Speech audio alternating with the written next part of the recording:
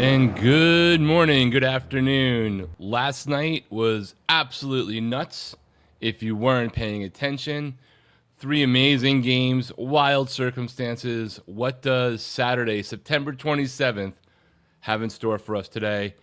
Definitely excited to watch some games, check out these noon games with anybody who cares to join so you don't have to drink alone. Would love if you happen to be watching over on Twitter, X, whatever you want to call Elon's platform. Come on over to YouTube, get in the chat. This is much more fun, much more interesting when we have that interaction going. We have both games getting ready to kick off. The main ones we're going to focus on today, USC at Illinois. After a rough one for the Illini last week against Indiana, they're home hosting USC, coming in for essentially a 9 a.m. start for them. And Notre Dame at Arkansas, where I don't even know what I think of Notre Dame anymore. Arkansas, has had a pretty prolific offense. We'll see what those two teams do. There are a bunch of other kickoffs, a lot of ACC kickoffs earlier in the day. And then this afternoon and tonight, we have some epic games. So we're here to talk about all of it. I will probably go back and forth onto which game I'm focused on. I have both the USC game against the Illini on one screen, and I have Oregon and Penn State on another. We'll do my best to talk about those as they come. But really, this is about getting people in the chat, getting your comments. Let's talk about it. We certainly can talk about the massive upset, though some people did predict it for sure, of Virginia beating Florida State in overtime, 46-38. So much from that game to talk about. But if you missed that, it was overlapping with the start of TCU and Arizona State. TCU had, I believe, a 17-0 lead and squandered that. And then Arizona State was able to come back. And then Houston also was down big to Oregon State, who have not had a victory so far this year. Looked like they had a chance to still salvage a win at the end, but missed a field goal as time was running out, and Houston was able to prevail. So a wild Friday night. The picks from game day are in, and it looks like it's 4-1 in favor of Penn State, with Desmond being the only one going for Oregon. If you are in our channel on YouTube, CFB Express, I would greatly appreciate if you hit the like button, even if you're going to only be here for a little while. It helps with the algorithm, lets more people know what we're doing here. If you haven't subscribed already, please do so. And definitely let me know which game today are you the most excited about. I kind of think I'm the most excited about LSU Ole Miss. I think that's the one I think I'm the most curious about. I don't know what to think anymore about Alabama versus Georgia. I actually was kind of leaning Alabama. I think I picked Alabama on our pick show on Wednesday night. But the whole transitive property of, Florida State beat them, and I don't know what I think of Florida State after what Virginia did to them last night. Not really sure. So definitely curious as to what all of you think. So definitely please come on over to YouTube and get in the chat. USC is running onto the field, assuming that I'm in sync with game time here, which I may or may not be. You never know. If you're in chat or if you're listening on Twitter, it's entirely possible that my streams are seconds ahead of you, seconds behind, sometimes even 30 seconds. It just depends upon internet connections, your providers, all that stuff. So apologies in advance if I say something before you've seen it. And if you're in chat at any point, don't worry about telling us what you're seeing. There's no spoilers here. If there was a concern about spoilers, I wouldn't be doing the stream. So both of these games are getting close to kickoff. We will also monitor some of the other noon games that we have out there. Again, like I said, a lot of those are ACC games that are kicking off. We have Duke and Syracuse as one. Fran Brown and company right after. They're big. I don't even know if you call it an upset anymore, over Clemson last week. Louisville and Pitt. We have Georgia Tech, very favored by almost 12 points against Wake Forest. Some Big Ten action with Rutgers and the Minnesota Gophers. Shout out to We Live for Saturday crew and Greg Flugar there. We also have some more Big 12 games kicking off. Cincinnati at Kansas, which would give us an idea where Kansas is heading. And then UCF, after blowing out UNC last week, they're taking on the extremely disappointing Kansas State Wildcats. We'll see whether Kansas State is going to even try to turn it around or if they're going to be the lighter version of FSU in 2024, just completely failing on preseason expectations. All right. Wake Forest Georgia Tech game is just kicking off. Now I need to switch to the right game as all the channels move around.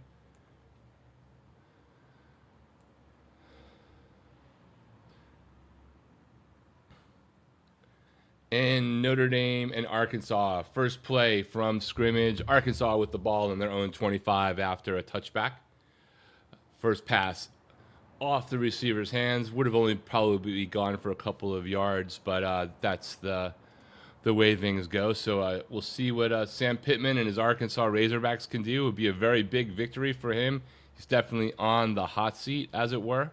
And with the hot seat being done faster and faster as years go by with impatient fan bases and coaches doing some really silly things, you never know what can happen with a loss. Though I don't know if Arkansas would make a move after being beaten by Notre Dame, should that wind up being the case. Let's get a little bit of Gamecast on.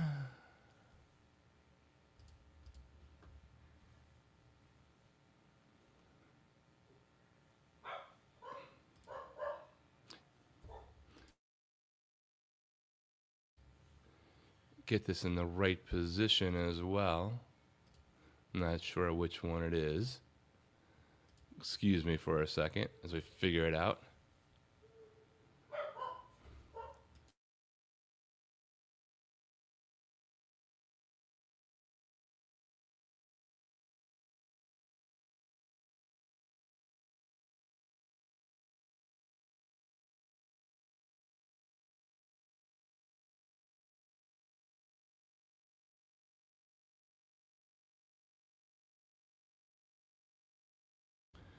All right, second down for Arkansas, 13:42 to go. We're still waiting for kickoff in USC and the Illini.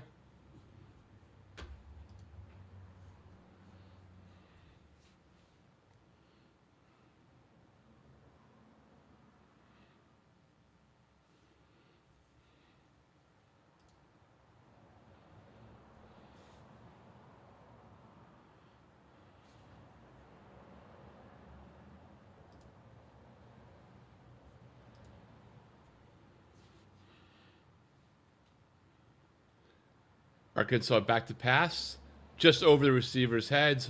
Could have been tipped, could have been intercepted. It's 3rd and 4, though, as Arkansas has been driving on Notre Dame on this opening drive. On the Notre Dame 22.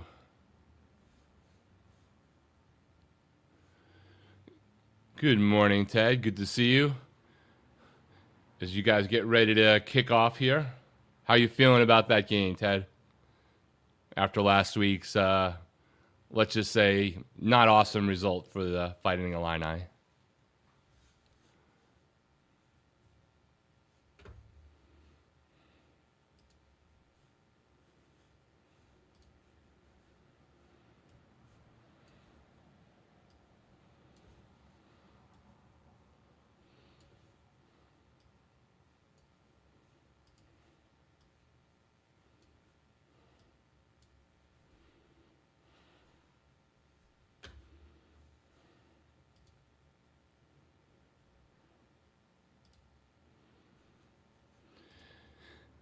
Ted says it should be a bounce back, but USC is looking good.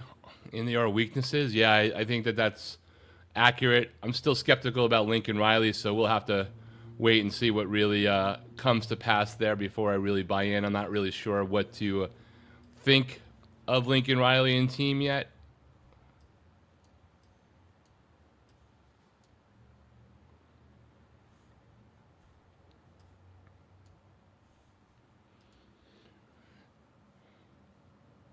First and 10 right now for Arkansas, but we're waiting for a ruling on the field of a completed pass and whether that sticks or not. It would be first and 10 on the Notre Dame 17, assuming this does not get overturned. USC and Illinois have now kicked off. USC starts with the ball, and on 3rd and 6, they complete it. Maeva completes it for a first down to Makai Lemon, who's really produced for them early this season. I believe that's like his 24th, 25th catch of the season so far. All right, the completion in the Notre Dame-Arkansas game is overturned, so it's 4th and 3 for Notre Dame on the 21. Arkansas is lined up for a field goal here.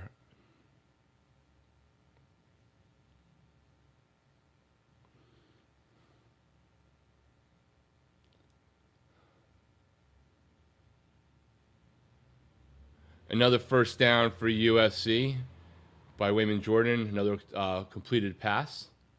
And Arkansas is on the board early in the game with Notre Dame up 3-0, 12:55 to go in the first quarter.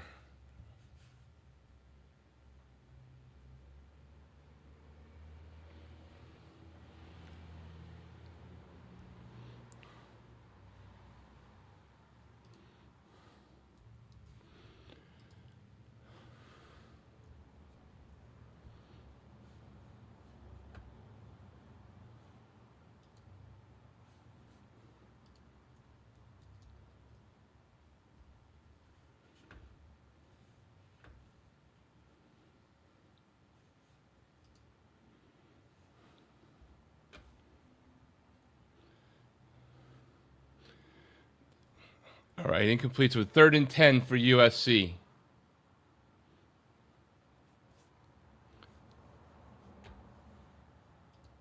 Switch over to the game cast from the USC game as we're in commercial in the Notre Dame game. Maeva back, completed. His helmet's ripped off. I don't know. They gave him the forward progress to get the first down. It looks like he's a yard shy. The receiver tried to extend the play, but was unable to get past the goal line, the first down marker, that is, and it'll be 4th down and 1 for USC on their own 45, so they will line up to punt.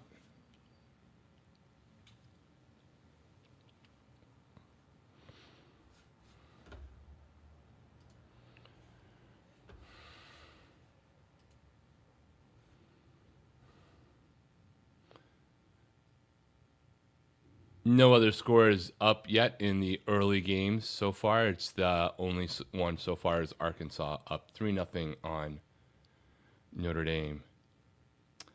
Oh, USC goes for it on 4th and 1 and converts for 1st and 10.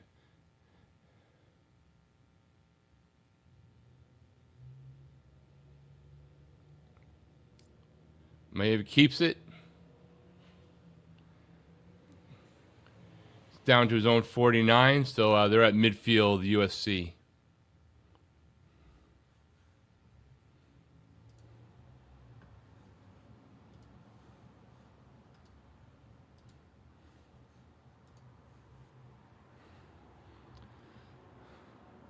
Maeva back to pass on 1st and 10, off to his running back on an escape on the left.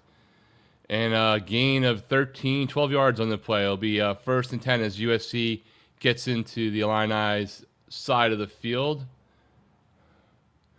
on the 40. So they're driving off of this first one on the backs of that first down conversion on 4th and 1.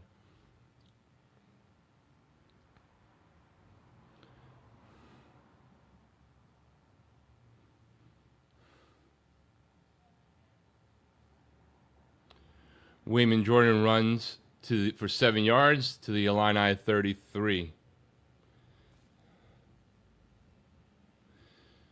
And Notre Dame is back to receive the kickoff into the end zone. It'll be a touchback. Notre Dame will start their first drive on their own 25-yard line as C.J. Carr runs to the field.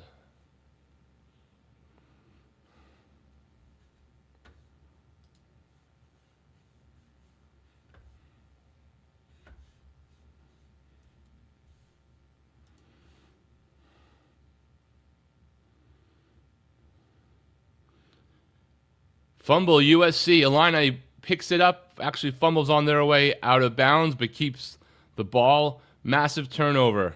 USC had just picked up the ball, had just picked up the first down and was advancing. Fumbled the ball forward right into the waiting hands of the Illini defense. A return of about 10 yards before another fumble out of bounds, but they maintained possession. So huge play there. Great rip out from the Illini defense.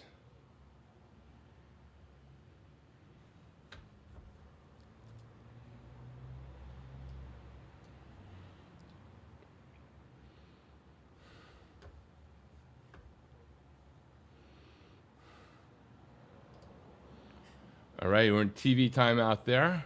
Switch back to the Notre Dame game cast. 1st and 22 for Notre Dame. On the backs of a penalty.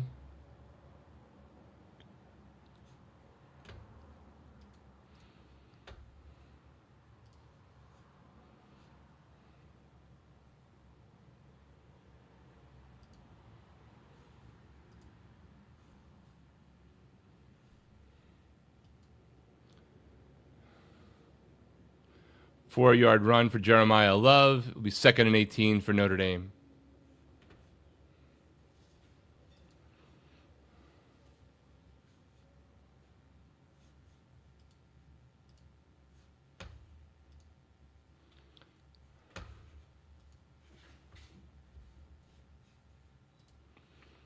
What Illini Ted, what this team will need because USC was methodically moving the ball. Yeah, that was a big stop for the Illini. CJ Carr over the middle. Converts the 2nd and 18.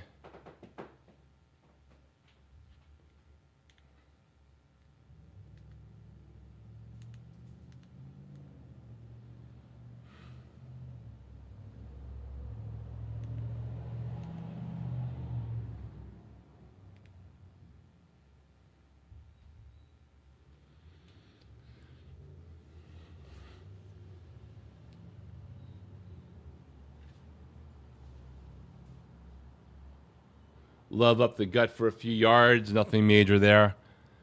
Jeremiah Love has not yet this season, I think, had the impact that we might have expected from the preseason hype. Not that he's...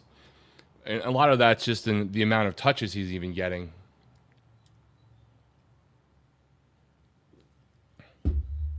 Second and 7 for Notre Dame.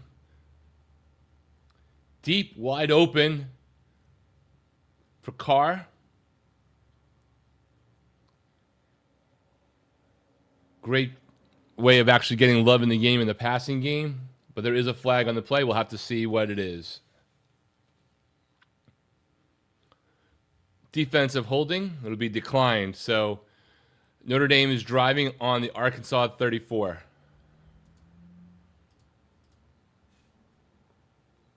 Again, if you're in the chat, please hit the like button for us. It definitely helps with the algorithm. Gets us into more people jumping in here. Tells YouTube it's worth spending some time on. If you're over on Twitter and X, we'd really love for you to get over onto YouTube and get in the chat and chat it up with our guys here. Good to see you, Numbskull News. How are you doing? I kind of can guess the answer. Tough game last night, man. Would love your thoughts about what transpired there in the TCU-Arizona State game. It's a good game. Two halves, completely different results. I thought TCU, I actually picked TCU in that game. Put some money on it, too.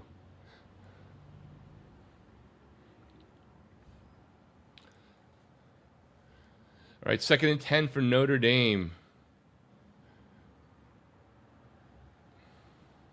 Jeremiah Love gets the handoff, a few more yards. Tough yards he's getting right now. 3rd and 6 for Notre Dame. The Illini have it as 2nd down as their game with USC. Numbskull News says, you got to give it up to ASU. They're good. Yeah, look, I'm still not sure what ASU is.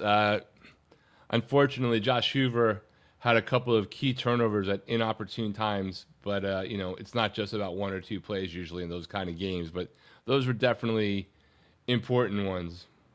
Big 12 carnage just continues, right?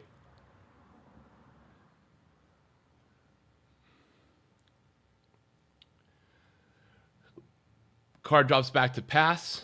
He incomplete, but it looks like there might have been a roughing the passer there.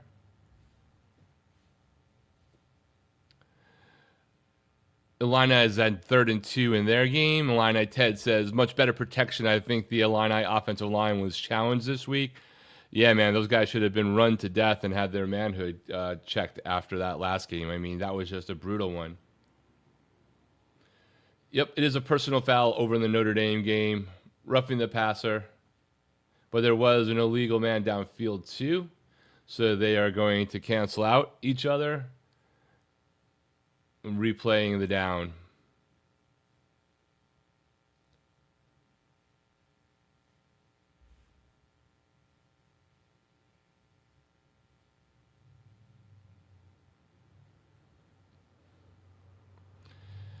I always have thought that a 5-yard penalty and a personal foul shouldn't offset, but of course that's the way it's been forever. So 3rd and 7 again for Notre Dame. And 4th and 2 for the Illini, who are going for it.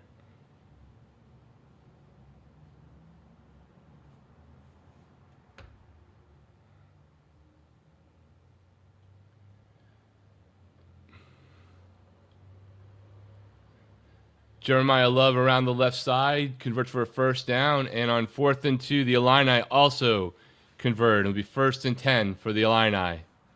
Got 2 good drives going on both of our main noon games.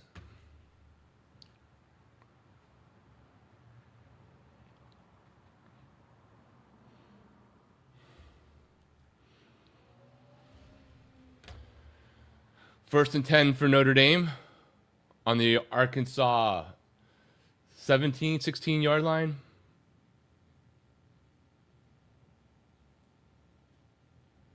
Gain of maybe 1 there.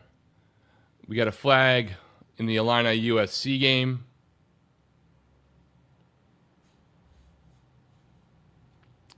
Very blatant face mask on the DB on the completion to Clement. 15 yards. Illini are driving here against USC.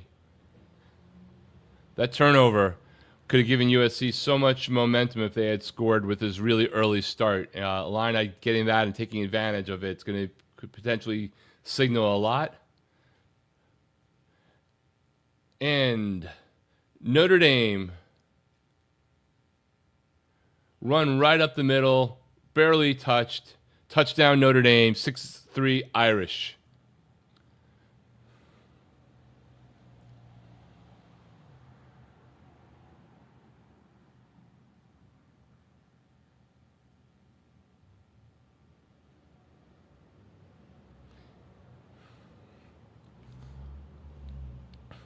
All right, we got 2nd and 7 for the Illini awaiting the extra point kick in the Notre Dame Arkansas game.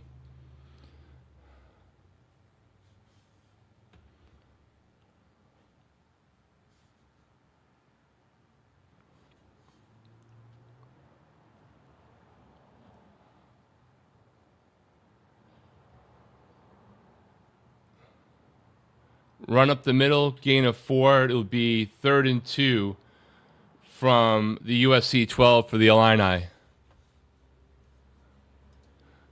Kind of shocking that ASU lost to Mississippi State. I'm not sure yet whether I think it's shocking because I really don't know what I think or know about Mississippi State yet. We're still in that time of the season where, today they play somebody. If they really go to town with Tennessee and if they don't win, maybe it's not as shocking. If they win, it's definitely not shocking. And if they get boat raced, then it's probably more shocking. Season's wild. I can't really predict crap, even though I watch this crap all season long and all off season. Hey, Mississippi State winds up being 6-6 as the Illini on 3rd and 2 are in for the touchdown. Outlier rushes the ball in. Anyway, as Numbskull News says, if Mississippi State is 6-6, that's a tremendous turnaround for them from last year, where they did not win one SEC game. I'm pretty sure they were universally picked 15th or 16th in the preseason polls for the Southeastern Conference. So that would be a great turnaround for them at all. And that means there's still several, at least a few SEC victories on their schedule to come up with over the next 8 or 9 weeks. Plus, it was just a great scene that day. All right, Notre Dame touchdown come off the board. I missed what happened. Guess he was down at the 1 with his knee. So it's first and goal. Handoff up the middle. The second surge, Jeremiah Love is in. So a one play delay and different guys scoring. Jeremiah Love in for the touchdown. 6-3 Notre Dame, pending the extra point.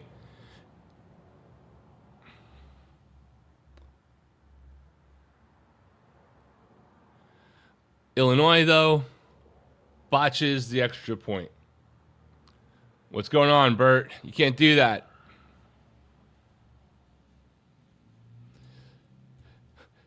OK State wishes for that result. Yeah, I mean, OK State is... I don't know what the definition of a dumpster fire is, but hopefully that administration and program gets their act together and supports them the way they need to be in the current era, not just complaining about it. Fan base deserves better. The Big 12 needs Oklahoma State to be a better program than they've been the last 2 years, and it's hard to imagine that it was just 3 years ago they were in the Big 12 championship game. But in fact, they were.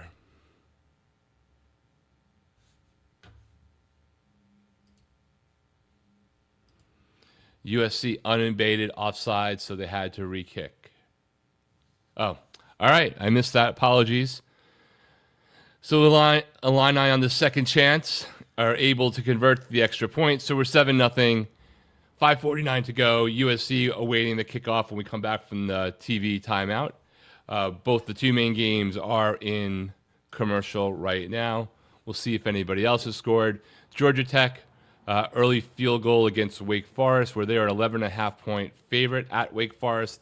They're up 3-0.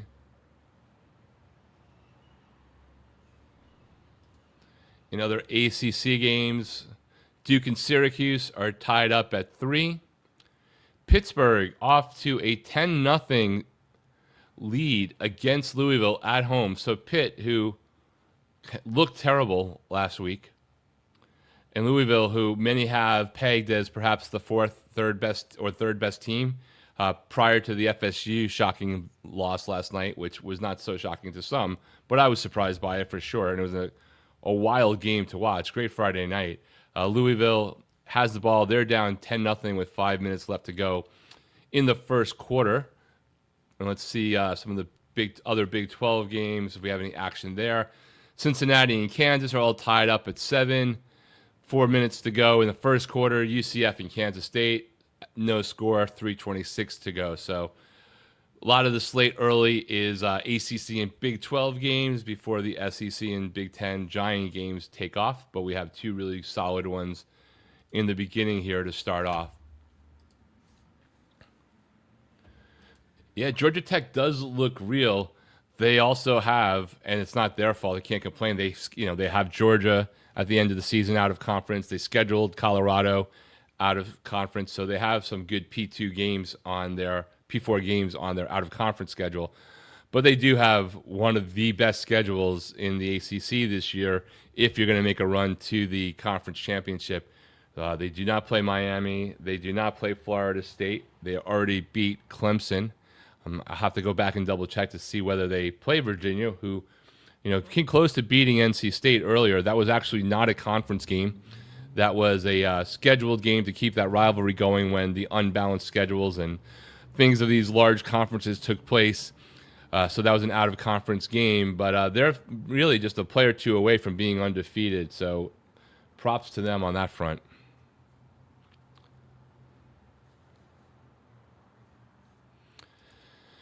Illini Ted says some of the hype for next week got erased last night.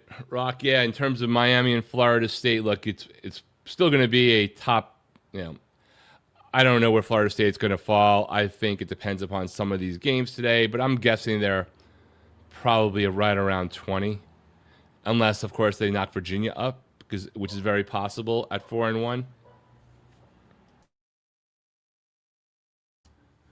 But either way, Miami will likely be 2 to 6. Right now, they're number 2 in the AP, number 6 in the coaches poll. Someone's going to lose. They will probably drop down Florida State 10 to 12 spots. I don't think they'll drop down further because it was a close game, and Virginia is now 4-1. But we'll see. It's certainly not going to have the hype of a top 10 matchup, let alone a top 5 matchup.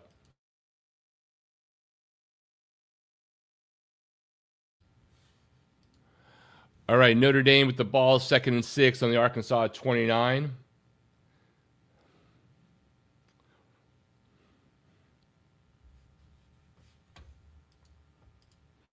Yeah, Ted, I think you're about right, but we'll see. I think a lot depends on who loses today and what people think of Virginia now that they're probably going to pay a little bit of attention to them. Arkansas with the ball. Drops back to pass. Had a receiver, couldn't hold on. Good tight coverage there, but it was a catchable ball. It'll be 3rd and 5 for Arkansas.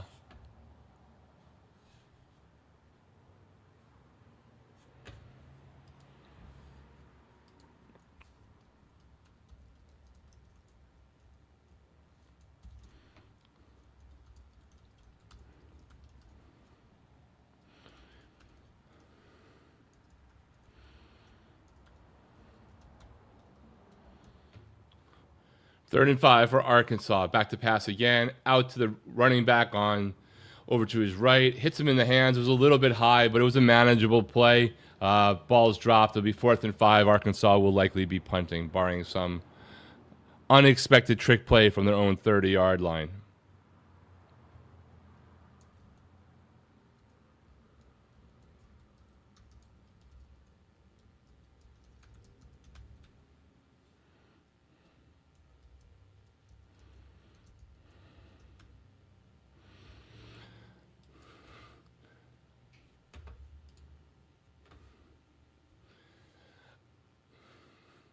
Back to punt for Arkansas.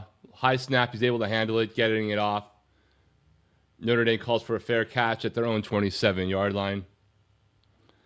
In terms of the Florida State game last night, I'm definitely down to talk about it for sure. Miami fans, a lot of us are. For me, it was a win-win. When your rival loses, and it's a recruiting rival, and it's in state, and there's a lot of hype, you enjoy it.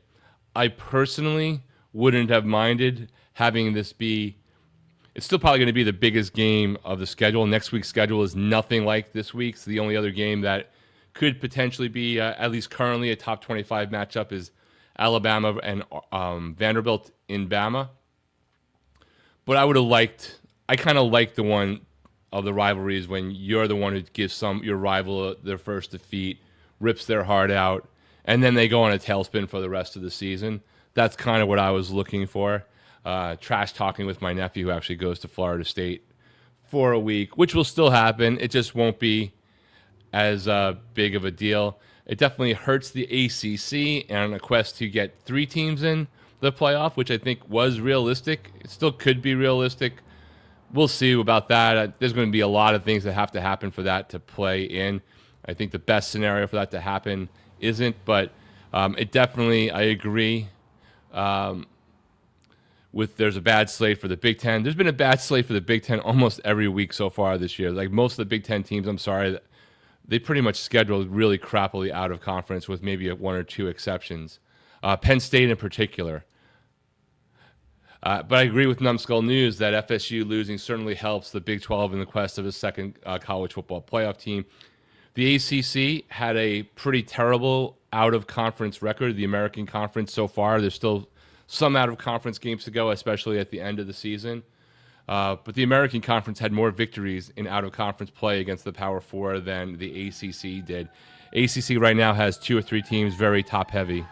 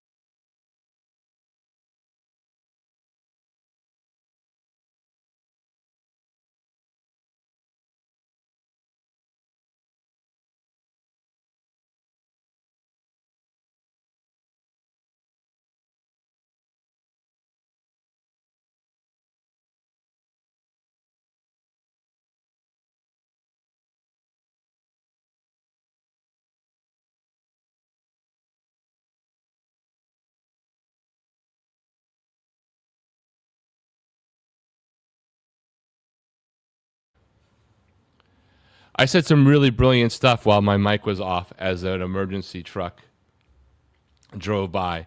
You're all going to wish that you saw it and heard it. All right, Jeremiah Love in for the touchdown on a 7-yard reception. What I was saying is, in terms of the G5, I'm curious as to what all of you think is your favorite to win the G5 playoff spot. Right now, as we head into the games today, before any outcomes, if you look on some of the predictions and the models, the FPI, whatever, take it with a grain of salt. I'm just using it as an index to give for the purposes of conversation, not for validation. Memphis has the best odds of winning their conference and getting the playoff spot. Technically, Boise State, actually, despite their loss earlier this year to USF, has the second best odds of over 40% to win the Mountain West. The problem for Boise is that you have a pretty good chance that they could go and win the Mountain West, but they might have 2 out-of-conference losses. They still have to travel to Notre Dame, which will be a hard one.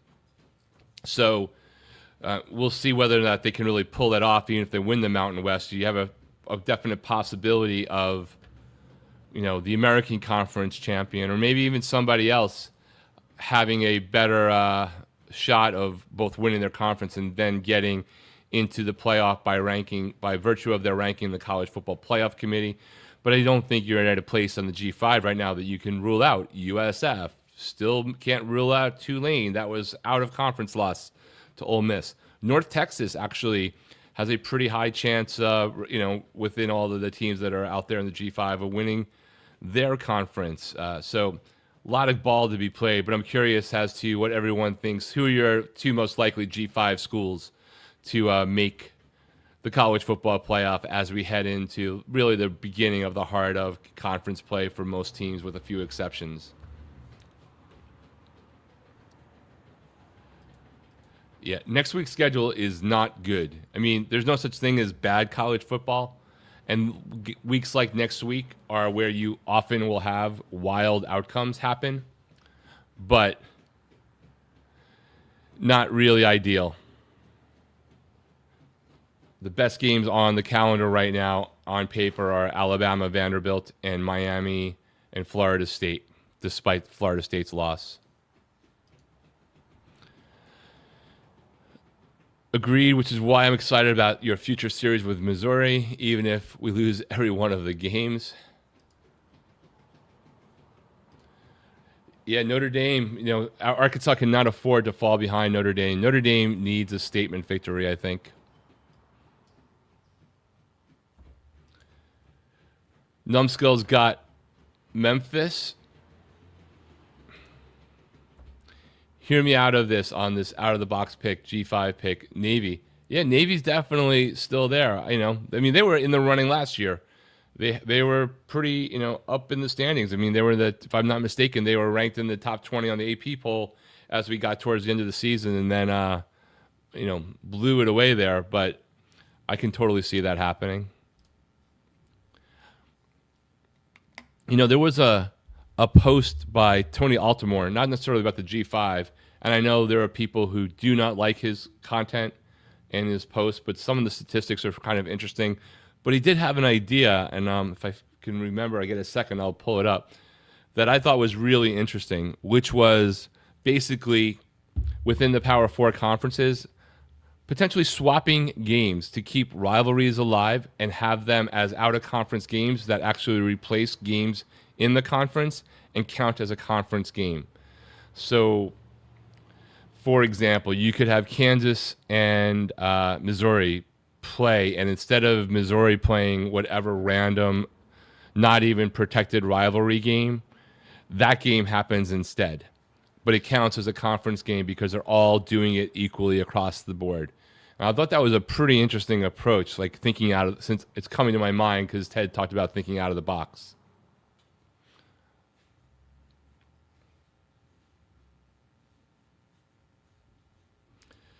Yeah, USF does have a great shot. I just wonder whether they whether Memphis knocks them out.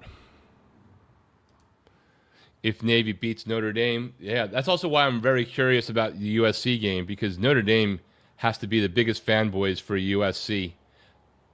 as looks like there was a penalty on the Illini on a USC attempt to score in the end zone. So it'll be first and goal for USC. 2:04 left in the first quarter.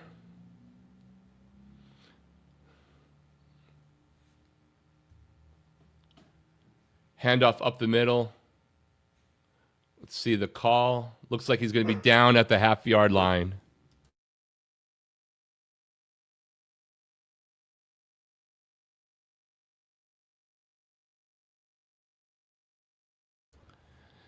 All right, it will be second and goal for the Illini.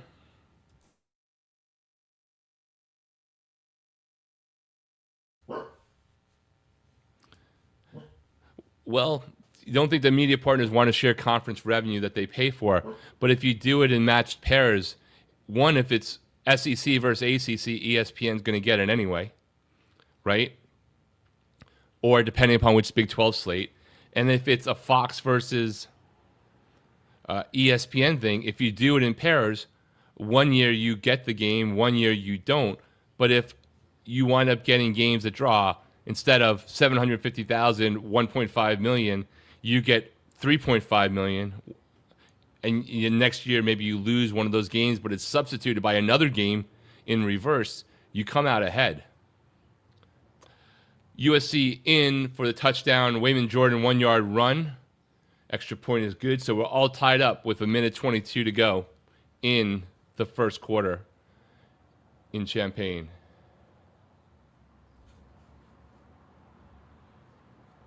Switch back to the game cast here of Notre Dame. 2nd and 2 for Arkansas on the Notre Dame 38. So they are mounting a little bit of a drive here. That could certainly help.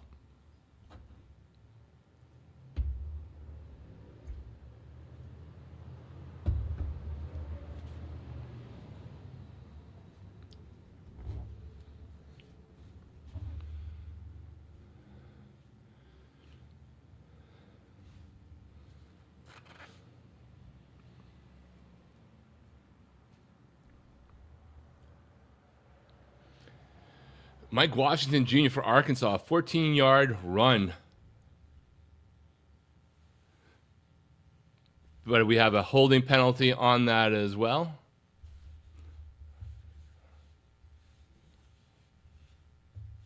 Arkansas cannot afford that.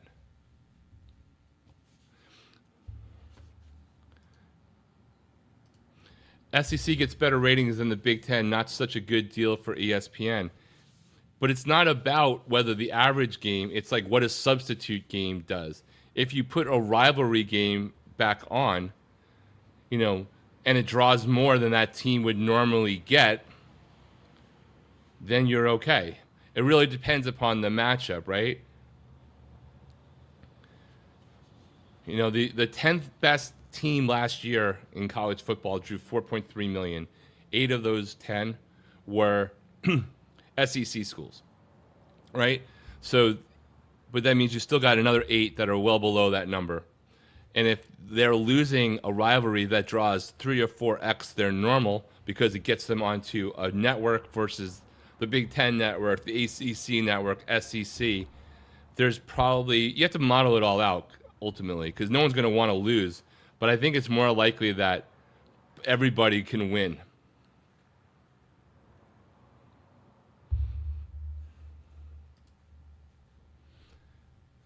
Advertisers love Big Ten, which is why ESPN wants back in.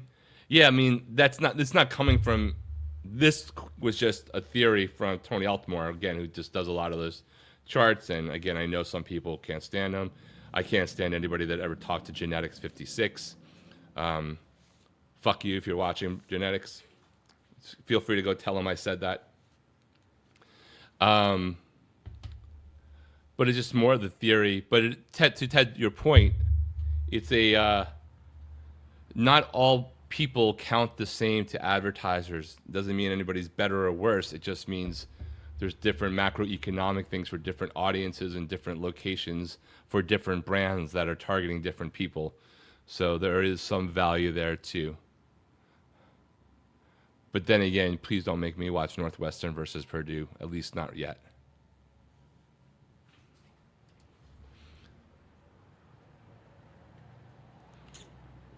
Numbskull, we'll have to talk about this one day on your channel, or we'll do a joint show. We'll get some math. Maybe we'll get Wild Ute on and figure it out. I didn't spend a lot of time thinking about it. I just thought about the fact that it was an interesting idea. Yeah, poor genetics. You know what? I have an alias, but if you know my name, you know my name. But I'm on camera. I'm not hiding. I don't block people for having a different opinion or telling them that they're full of shit. So I don't really care. And talking trash about Miami not winning anything is pretty freaking amazing for a Nebraska fan. And I don't even hate on Nebraska, but he's a bad representative for Nebraska. Meet me anytime, bro. Anytime. I don't even like the way the guy makes up shit and lies to people like at Florida State. You know, playing with people's emotions and telling them things are going to happen that aren't happening. Even if they might ultimately happen, doesn't make you right. I can make up 35 things a day too, and eventually one might be right. All right, enough with idiots.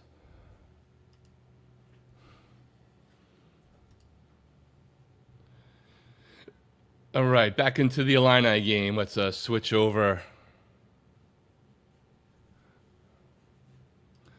to the game cast here. So the end of the first quarter's coming up here in the USC Illini game, with the Illini driving 1st and 10 on the USC 43.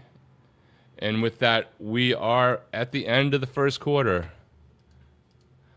Hey, man, no worries whatsoever. Not my idea, just more of an interesting topic to see, and somebody could do the math on it. My gut is that you can do it in a way that actually lifts all boats. Not everything is necessarily taking away from things, right? It might not lift somebody else's numbers as much as in reverse, but if it's still higher than what your floor is, you still made more money.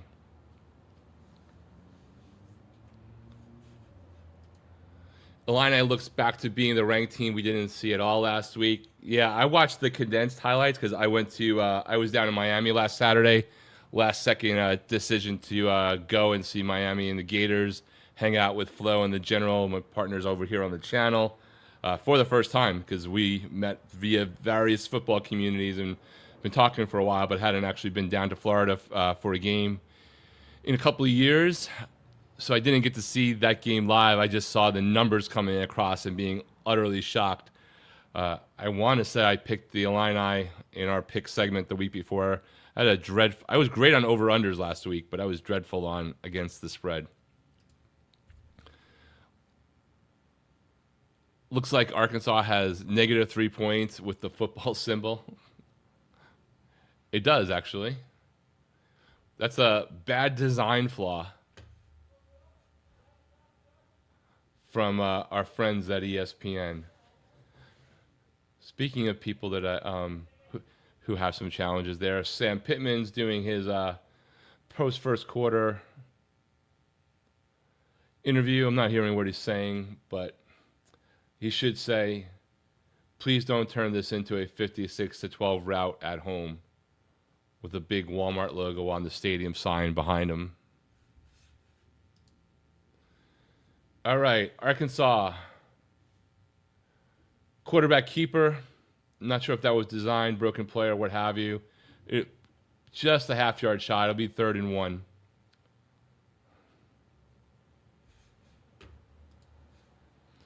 On the Notre Dame 25.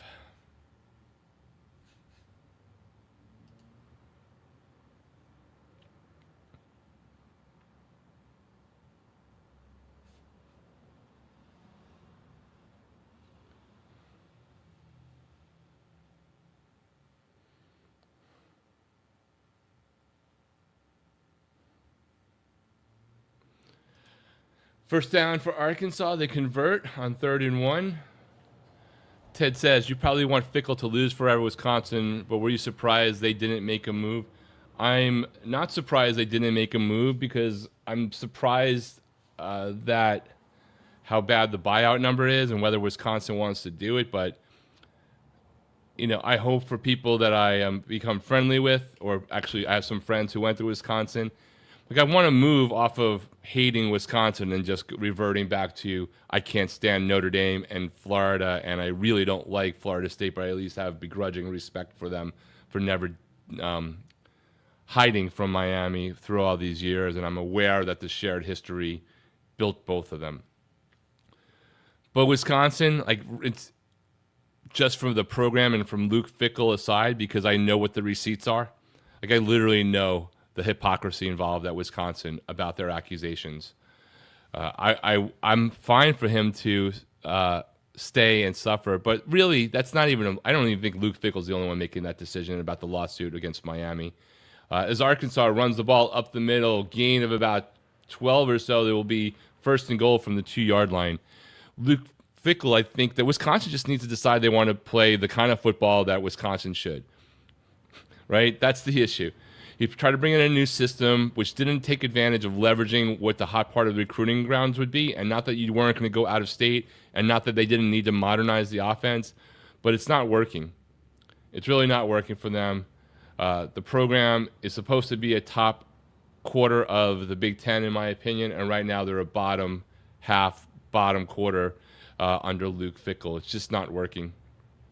He needs to go. I believe that Miami and Wisconsin are probably going to, agree to, to that no fault kind of thing quietly on the outside. I can assure you, Wisconsin fans, if you catch this, you do not want to go to discovery. You don't. I know that the last part of the Wisconsin lawsuit asked for a continuation from the judge and to start to get some information from Miami. I know Miami has receipts on Wisconsin. You just don't want it.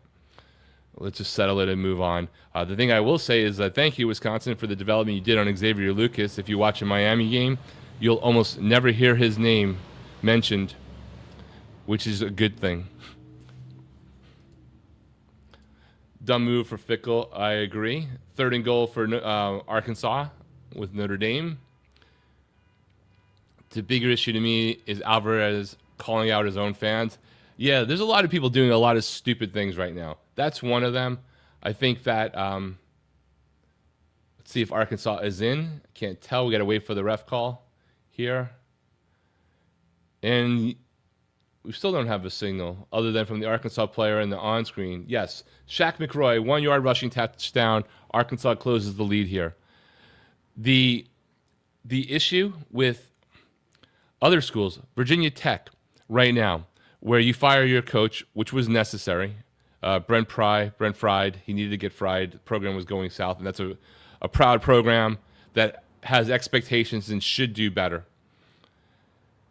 When you're now telling people who are going into a redshirt zone because they don't want to waste a year, either because they might go in the transfer portal, which is possible, or literally they just don't want to waste a year with a messed up season and might stick around, and you're threatening to take away their NIL. Well, I wouldn't do that if I were you. That's sending a really bad signal to recruits. Really, really dumb, short-sighted, penny-wise, pound-foolish, as they say, approach to this. So good luck with that, Virginia Tech. I wouldn't be doing that if I were you. Just suck it up. Most of those contracts are 12 months. A lot of them wrap up after the season. You're already most of the way through what you're paying people. I don't know why you would do that.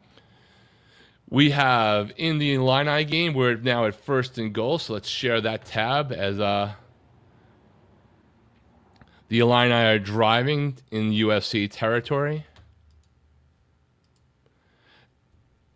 Illini aren't a ripper from a humble and gentle Mexican. Guys, USC is getting torched. They're absolutely doing some bully stuff right now. Looked like a halfback option there.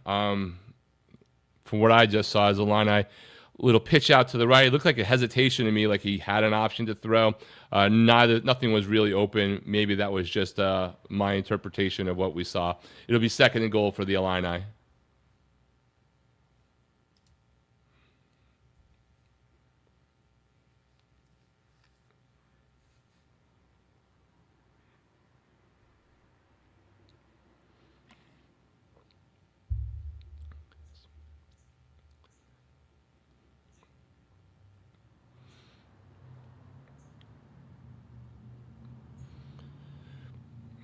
2nd and goal from the 6.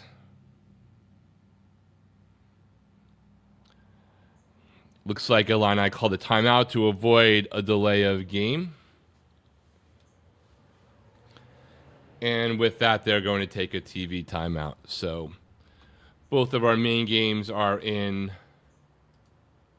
timeout zone here. Let's see what else we got score-wise. Virginia Tech and Wake Forest is strangely close at 3-0. 13-11 to go in the second quarter. You know what's going on with USC, Illinois. We know Notre Dame 14-10. Utah State and Vanderbilt just underway. Let's jump over to the ACC. Duke just scored again. 12 minutes left in the second quarter. 17-3 over Syracuse at Syracuse. We'll see what Duke does. They obviously choked away in epic fashion a game to the Illini a couple weeks ago with 5 turnovers. Syracuse coming off the backs of a big victory at Clemson.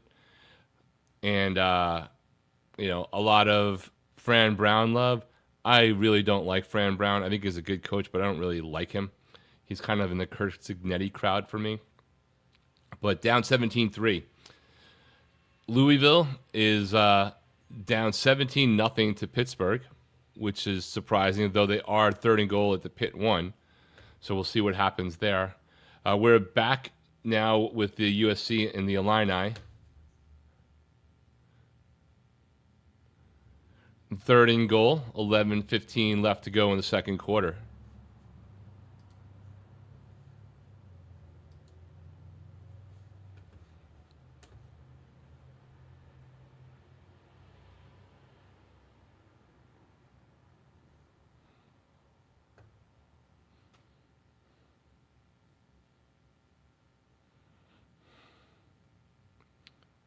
A reverse pass, trick play. Wisconsin. Luke Altmaier on the receiving end. Hell of a play there is right, Ted. Great design.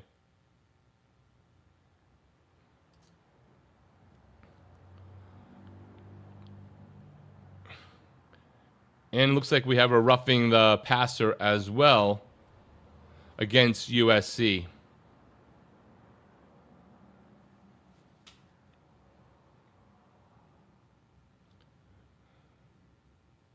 And he got clocked. He got leveled.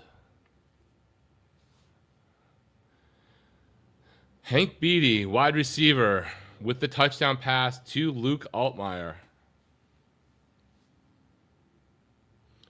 14-7 to the Illini. Notre Dame has the ball back in the Arkansas game. Just a 5-yard gain by Love brings you to another first down for Notre Dame. 1st and 10 at the Notre Dame 36.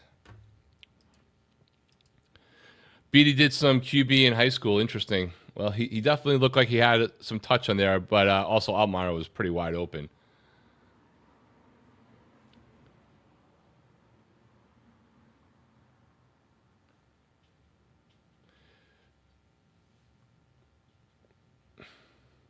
Carr with a nice pass to the outside shoulder, rare down the right side. 1st and 10 again for Notre Dame. That was nice. Taking advantage of using his tight end. A gain of 25. They're on the Arkansas 39. Carr back again. Going to have a pass interference down the right sideline. DB never looked back. We'll have to see what the touch is, but either way, it's pass interference or holding. Notre Dame's going to be advancing deep into Arkansas territory.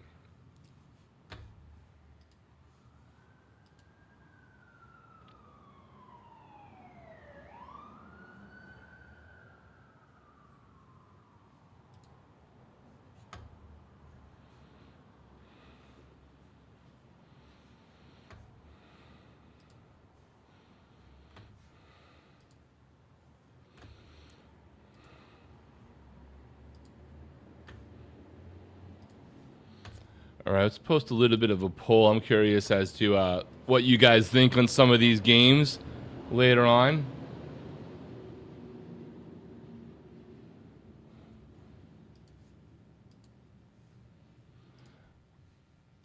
All right, let's start off with what game everyone's most interested in.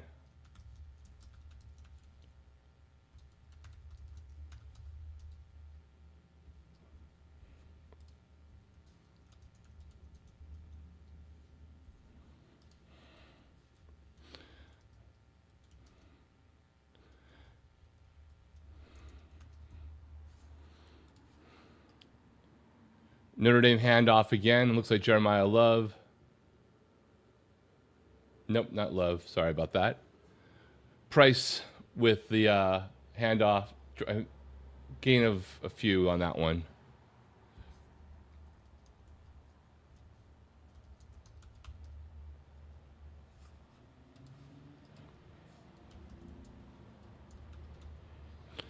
All right, if you're in the chat, put up a little poll here. Curious as to what of 4 games are you the most intrigued by? It doesn't have to be the Oregon Penn State game, though it can be. Of course, I think I put that up as an option. I already forgot, to be honest with you. But there's a lot of interesting games that might not necessarily be the big game of the day. Curious as to what you're most excited to watch, or maybe you think is going to be the best game.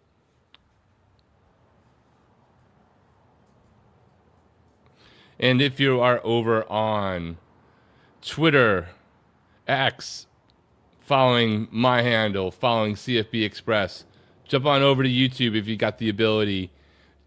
Get into the chat, vote in the poll. Let us know what you're thinking about the game so far, what you thought about Florida State last night as CJ Carr from the pocket connects on a 23-yard touchdown pass to Will Pauling. Notre Dame goes up 20-10 pending the extra point.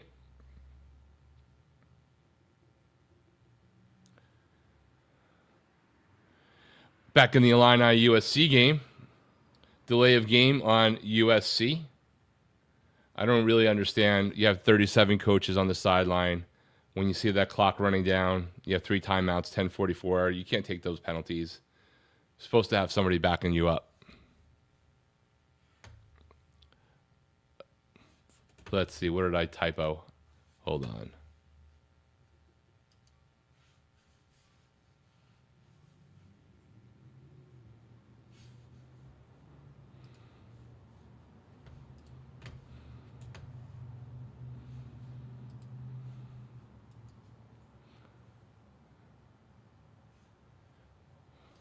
Yeah, I did screw that up. So, yeah, Oregon, substitute Penn for Ohio State.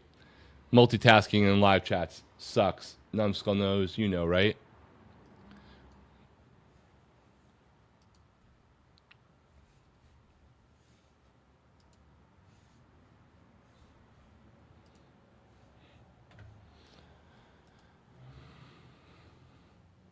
All right, we have both games in timeouts.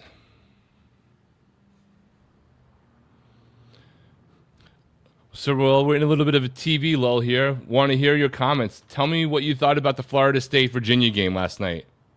What do you think of Florida State after that? What do you think of Virginia after that? Expectations for both.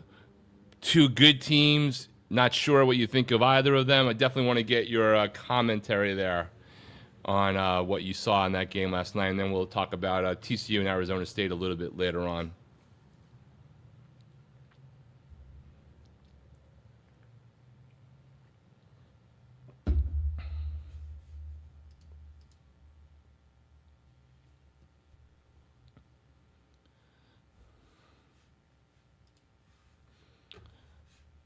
All right, let's see some Big 12 scores while we have a break. Actually, Wake Forest is up on Georgia Tech now, 7-3, 10:48 to go in the second quarter. Louisville scored on their 3rd and goal possession there, so they are down just 10 now to Pitt.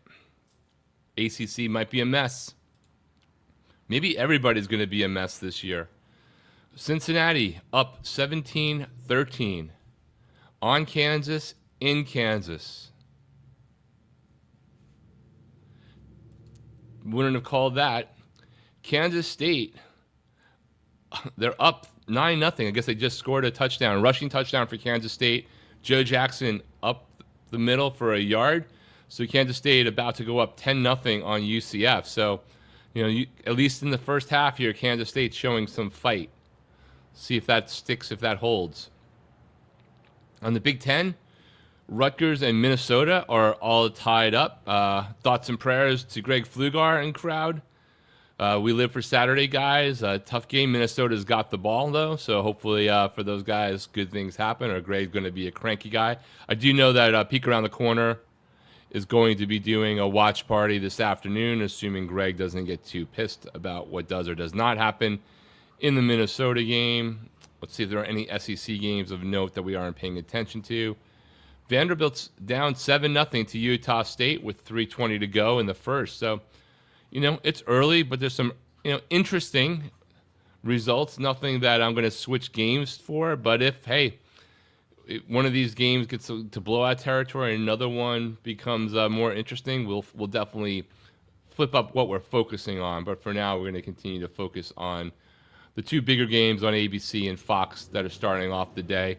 Notre Dame starting to pull away from Arkansas. We'll see if they can come back and keep it close, 21-10. And the Illini up 14-7 on USC, who's on 2nd and 15 from their own 15-yard line.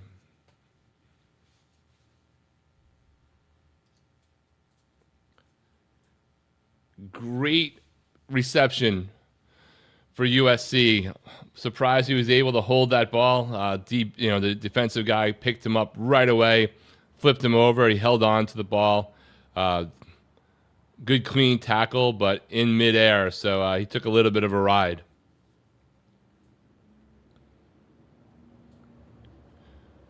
Give it up to McRae for keeping that ball in control. On the Florida State side, surprised at how little resistance the FSU defense had. Yeah, you always want to do the transitive property of, well, FSU did this to Alabama, and you know that they have big guys, and their offensive lines were rated high, and their defensive lines were rated high, but FSU bullied them. Well, Virginia kind of bullied, not kind of, they definitely bullied FSU. So now I don't know what that means that I think about Alabama, who has gone on since that first game to blow outable opponents. And if that's what FSU's lines are, they're in trouble against Miami's lines. And I know I'm a fan, but that's just a fact.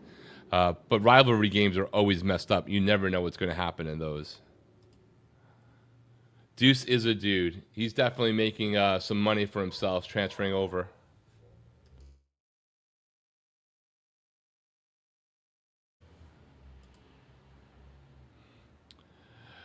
Miles Scott is playing pissed after getting kicked out last week for targeting.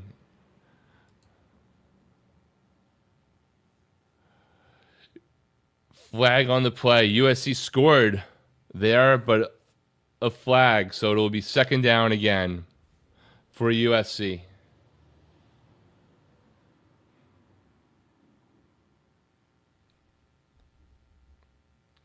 This is beginning to feel very much like USC Big Ten games last year, where they were, 5 plays away from having only 1 or 2 losses, and instead, were an also-ran.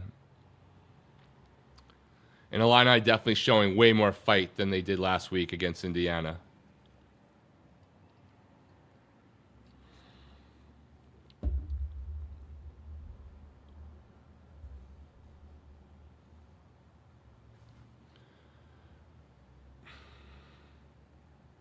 Second and 21 for USC. May have a back to pass. Completes it over the middle, short gain there. After that devastating play penalty, brings back a touchdown.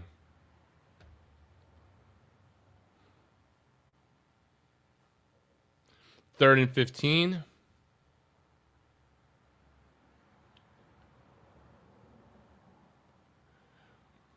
In the Notre Dame game was 1st and 10. Jordan Love just bully balled his way to 12 yards.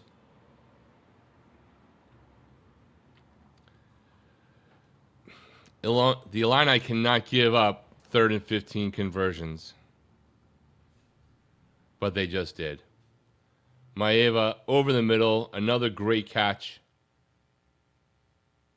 to Walker Lyons for 18 yards. USC first down at their own 44. Those are the kind of plays as a fan just drive you crazy if you're an Illini fan or you bet the game or both.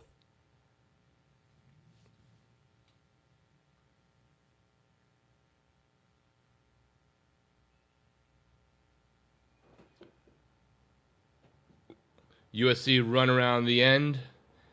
Pickup of 5 or 6, I think, on that one.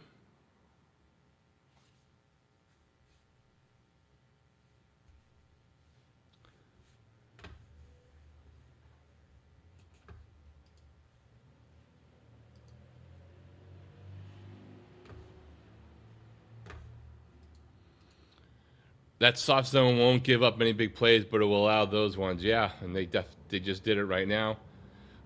Tough hit by Illini right there. Maeva tried to convert for like 4 or 5 yards, make it a short 3rd and down, but the Illini defense just pummeled the receiver there. Jordan just got crushed. Good clean hit, but crushed.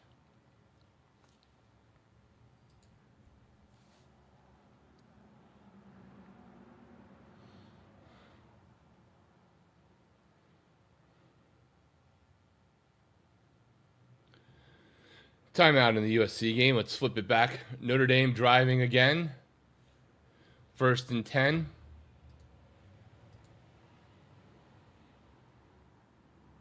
From the Arkansas 34. Incomplete down the right sideline.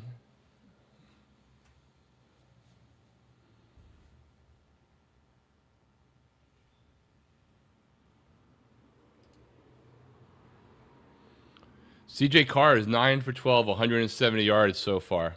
Just curious about that. Jeremiah Love and Jardarian Price are both hitting the 50-yard mark rushing so far. So they're definitely splitting things around. Complete to Jeremiah Love to the outside and touchdown Notre Dame.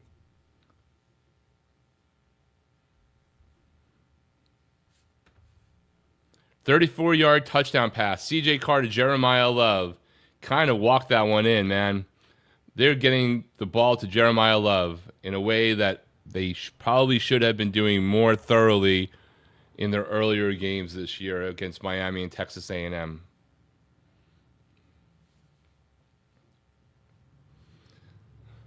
(27-10), pending the extra point.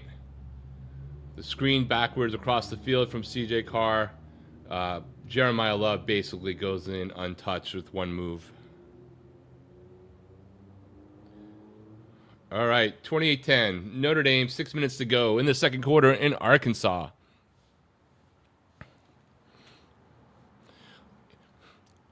Both of the main games are in timeouts right now, so a little bit more on the Florida State game. Look, I was impressed. Castellanos did a lot of good things in there. That touchdown pass, do or die to tie it up at the end was an impressive throw. He was able to, gash Virginia here and there. He did a lot. But they just could not really stop the Virginia offense at all. In ways I just was shocked would be too strong a word, but I was surprised on for sure. I know our friend Carrigo Knowles was definitely not impressed and happy with his team last night. And I'm sure a lot of other FSU fans that we talked to across the board online in different shows, different channels, were feeling the same way.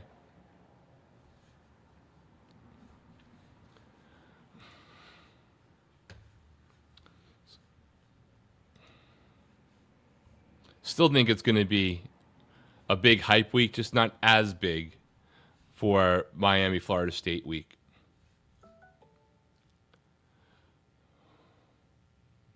Wake Forest up 7-3 and driving.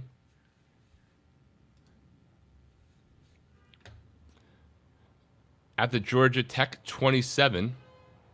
Didn't expect that one.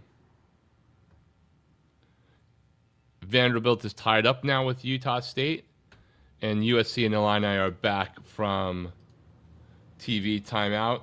We got 4th and 1 for USC. At the Illini 47. Offense staying on the field. USC is going for it.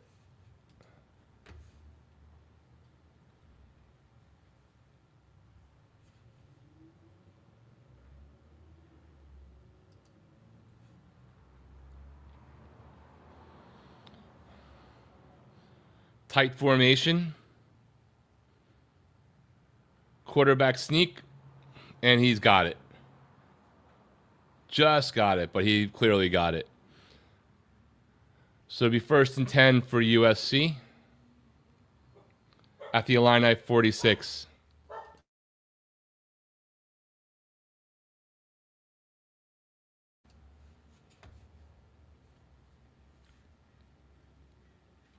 It's a good game so far.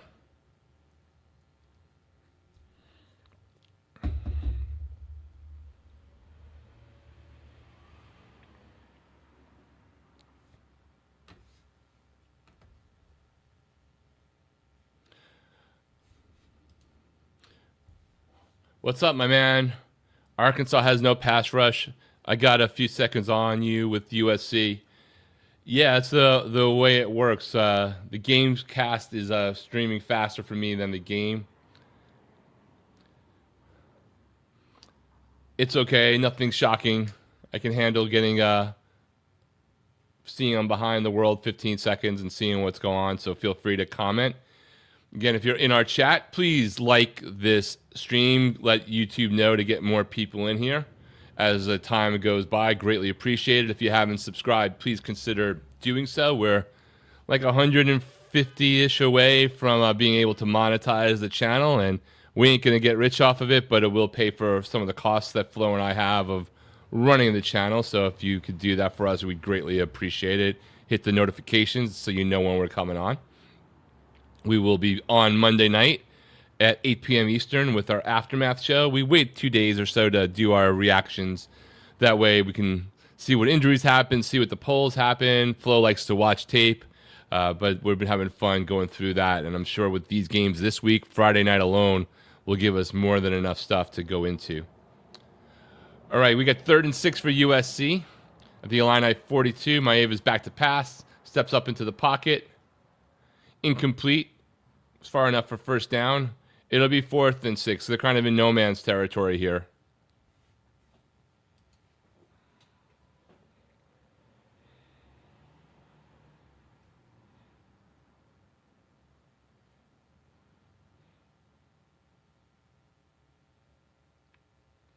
Meanwhile, big play in the Notre Dame Arkansas game.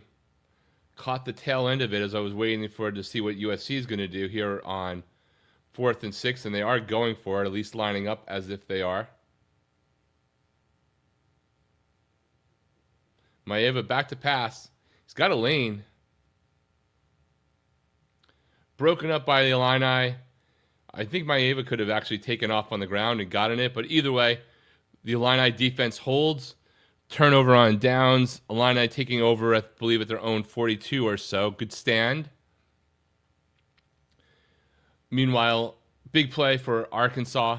Under review right now. 54-yard run for Taylon Green to the Notre Dame 21 for a 1st down. They're looking to see where he might have stepped out of bounds. Might have happened sooner, so that could come back a bit. But either way, they should have a 1st down. Illini, Ted says, the Illini have missed cornerback Jaheim Clark. First game for him this year.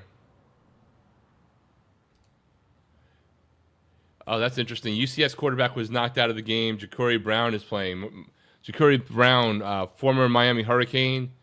Good guy, getting an opportunity there. We'll see what happens. Tough week for UCF, losing Scott Clark, former Appalachian State. Head coach, back a few years ago when Game Day made the trek to Appalachian State, passed away, so I know their hearts are heavy in that game. But quarterback out, we'll see what Ja'Cory Brown can do and how that might change the game plan for Scott Frost.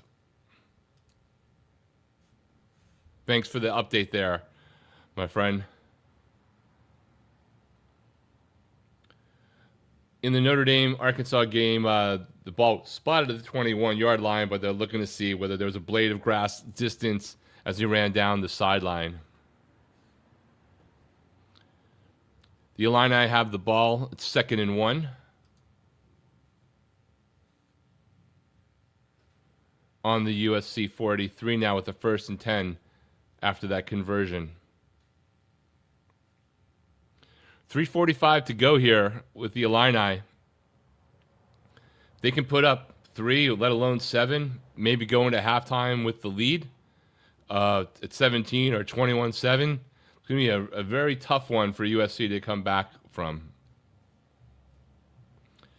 At halftime, be taking a little bit of a break. Hopefully you stick with us. Hopefully if you're on Twitter and X, open up YouTube, jump into the chat for the second half. That's great. If you have YouTube Premium, remember you could always just minimize the YouTube screen. Just hear what we're saying, hear the comments being read, come in and comment here or there, and continue scrolling on Twitter at the same time. If you don't have YouTube Premium, I will tell you it's the best $15 a month. No promotion here, just fact that we spend on streaming services to not have commercials and to have a bunch of extra features in the mobile app that you don't get without it.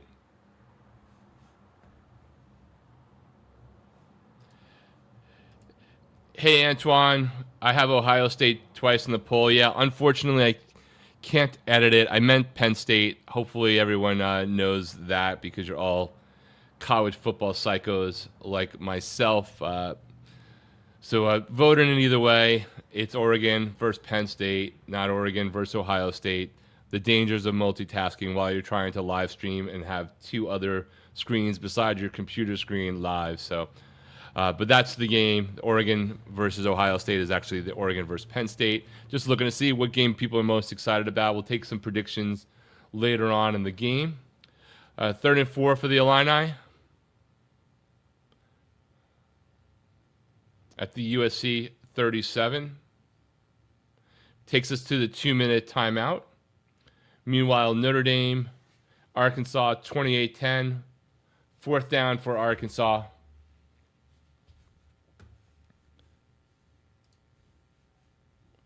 On the Notre Dame 31.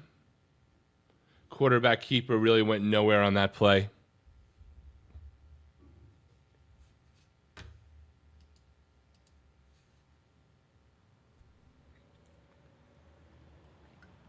We got a 49-yard field goal attempt for Arkansas to cut it to 28-13. And it's good. 4:29 left. Yeah, 4 of the games have reasons to be intrigued. Fun week. Yeah, I'm really curious about Washington and Ohio State. If you've never been to Washington to see a game, I have. It was a long time ago. It was Ken Dorsey's first start, if I believe, at Washington. Amazing atmosphere, loud as hell, and I think it's only gotten louder with some of the revamping to the stadium over the years. Things just like bounce down in a way. It has some aspects of how Hard Rock is with the awning, but I think it actually magnifies things even more relative to how open it is. But I'm really intrigued about that game and just to see how Julian Sayin does in his first true road game in a hostile environment. Washington really has been off people's radar, but they are undefeated. They have, I think, a 22-game winning streak at home. That one could be interesting, man. Like, it really could. Oregon, Penn State goes without saying. I am not a hater on Penn State. I just don't know that I believe in Penn State yet because I haven't seen anything. They've played nobody, and Drew Aller hasn't looked awesome in those games. I'm not saying that they needed to look like world beaters, but like they didn't really take care of business in those games in the way you would expect, or at least the way I expected. I don't want to put words in anyone's mouth. I'm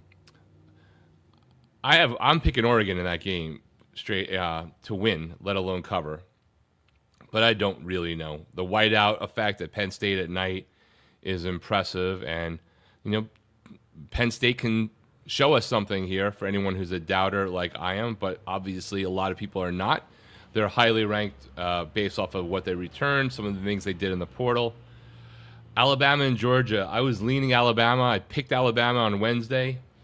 That's before I didn't know whether I was leaning towards the whole Alabama's better than people think because Florida State's better than people think. And then Florida State loses to Virginia, so I don't know what I think anymore on that one. So that's a tougher one to pick.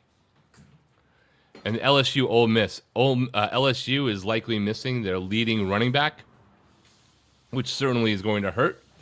And their offense has not had it together yet. Really hasn't. Garrett Nussmeier hasn't had it, the type of game you would expect. And Ole Miss is at home. It's basically a pick'em game, essentially.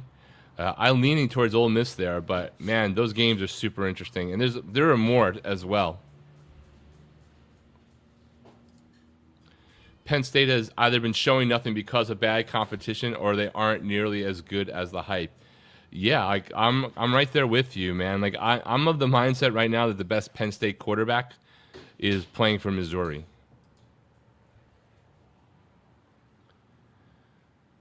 .310 to go in the Notre Dame game. 3rd and 5. Notre Dame on their own 30. CJ Carr back to pass. Keeps it. Runs to the outside. Pick up a bit.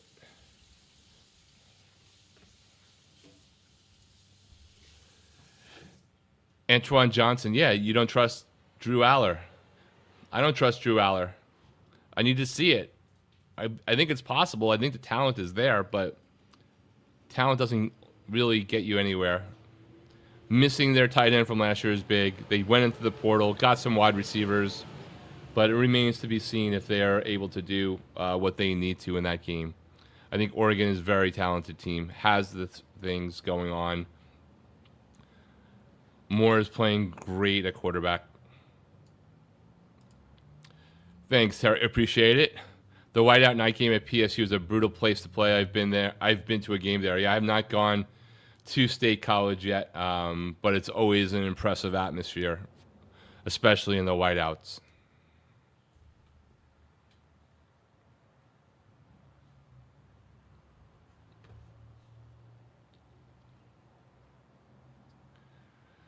Two-minute timeout in Notre Dame Arkansas game. Notre Dame is driving on the Arkansas 32. Back over to the Illini. They have the ball, 14-7.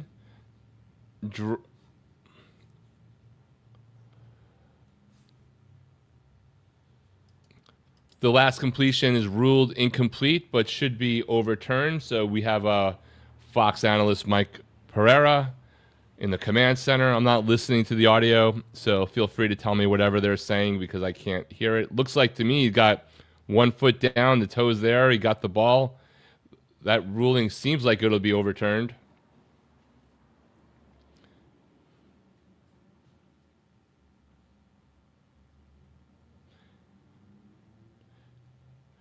And it is overruled, as Illini Ted predicted, and as I'm sure the announcers were saying.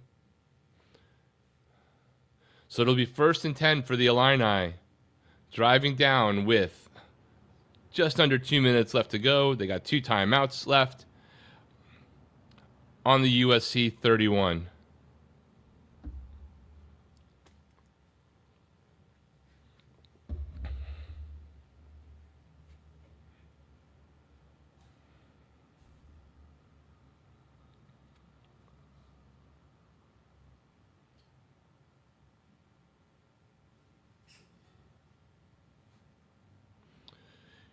Altmaier rolls to his right, dumps the pass off to his running back in the flat, pickup of about 5 or 6. 2nd and 5 in the USC 26, manages to get out of bounds.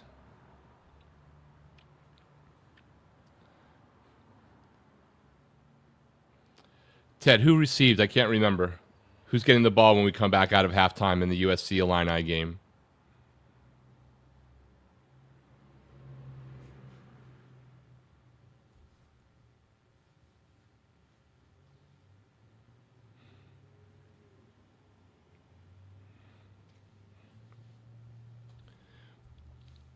So USC had the ball first. Illini running back goes right up the middle, nice little move, cut back, gets the first down, picks up an additional 7. So they are driving, and Illini, just remember now, thanks to Ted, they are going to get the ball back out of halftime. So this is a critical stand for USC to at least maybe hold them to a field goal.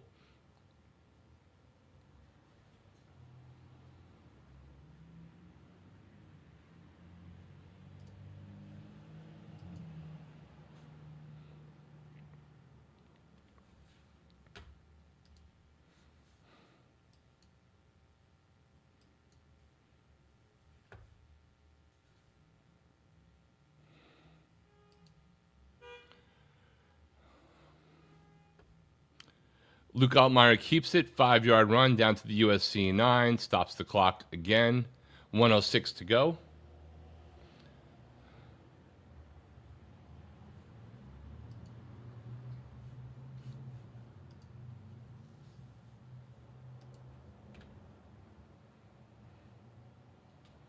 Notre Dame is also driving on Arkansas, 1st and 10 for them, coming out of the 2-minute break on the Arkansas 32. Handoff up the middle.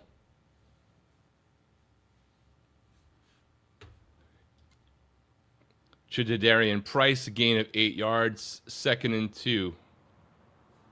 And on the Illini side, we're now 1st and goal.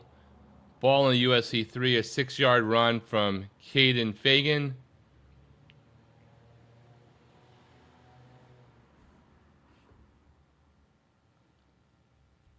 And we have a timeout.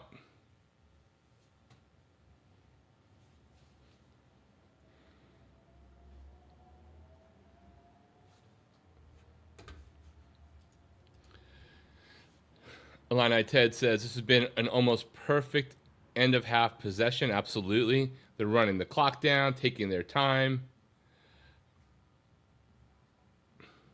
They might have some time left on the clock here for USC to get another possession, but they will not have a ton of time to do that depending upon what happens here on 1st and goal with a minute left to go.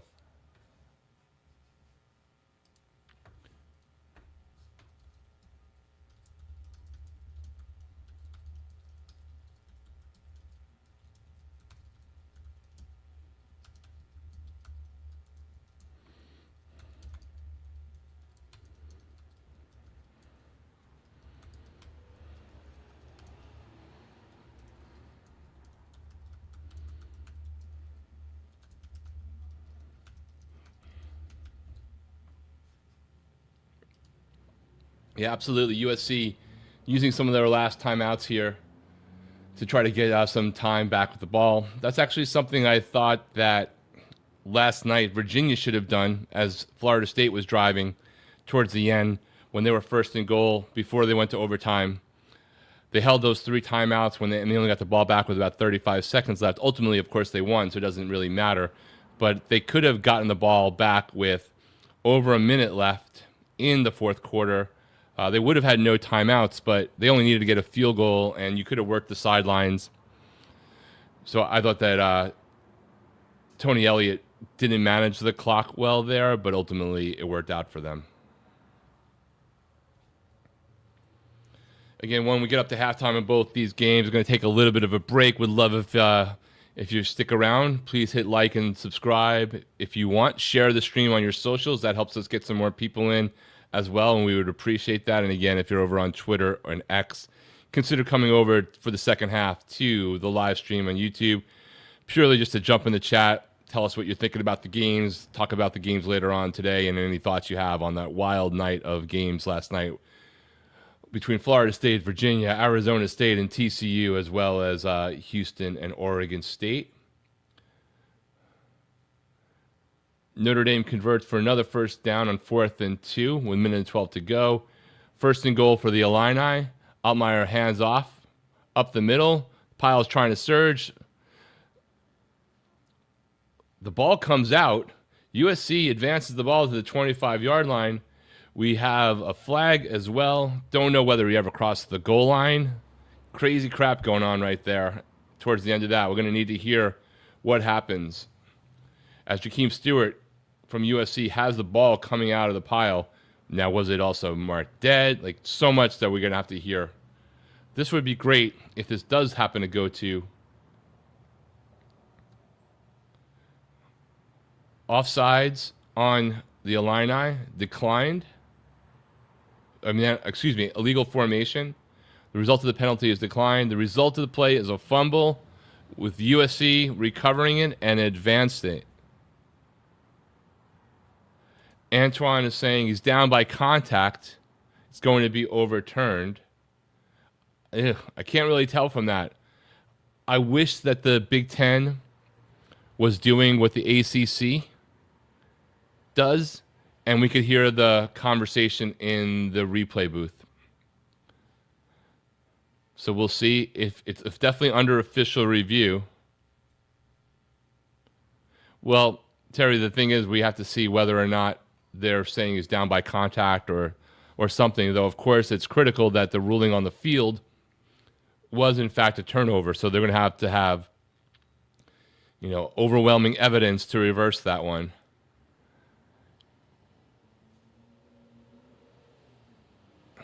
Looks like he's down. No, that's a different player. Sorry. I don't know. I can't tell.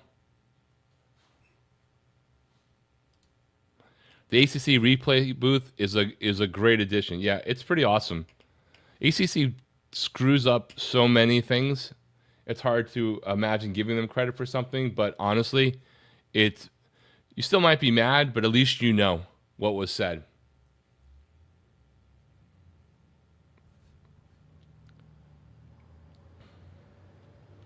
If you hear any of the things that they're saying, feel free to drop it in chat.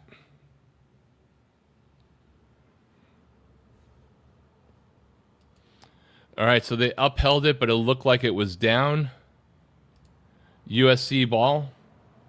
Huge play. 49 seconds to go. USC ball.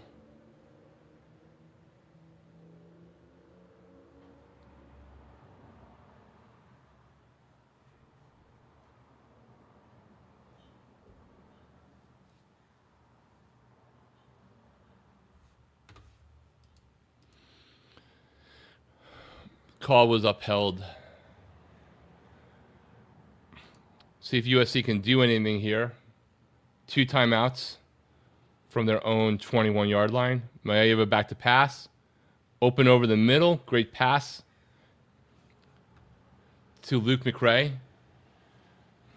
Over to the USC 46 first down. McRae's had a good first half here with some tough catches in the danger zone right over the middle. USC is not afraid to throw it over the middle with Maeva, who's now 11 for 18, 141 yards. USC just shy of converting again on second down. They probably have to take a timeout right there.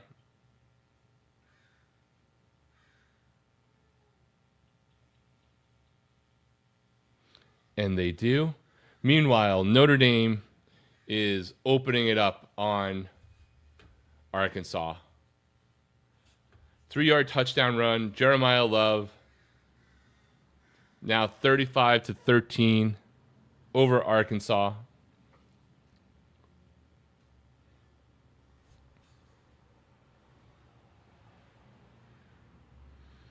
I think we will not be paying much attention to that game in the second half.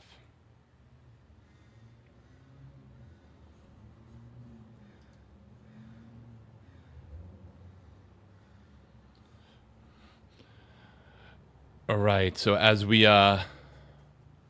get ready to take a little bit of a break here, let's check some more scores, because there's some shockers going on, guys. College football, you cannot predict it. So let's start. At halftime, Wake Forest 17-3 over Georgia Tech. We'll continue that in a moment. Let's get back, now that we're back from timeout. We've got 1st and 10 for USC. Down to the Illini 21, so they are driving. Man, that turnover on the goal line, unreal for Illini.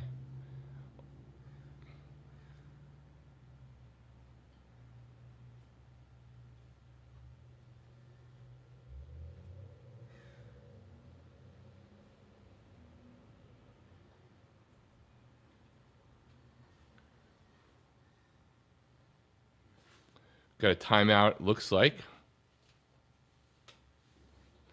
in the USC game. All right, so we got Georgia Tech down 17-3 at halftime. That's going to be a little bit of a focus here. They're reviewing the catch. That's what the delay is in the Illini game.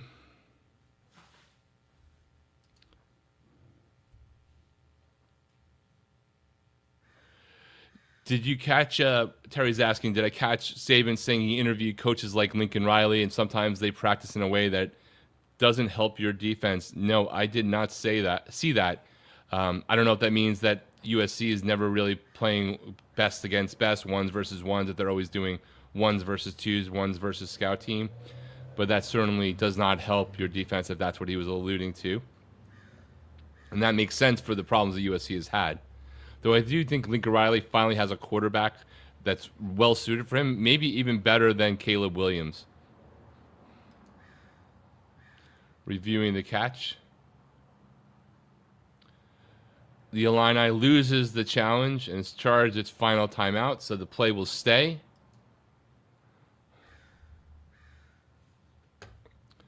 First and 10 for SC.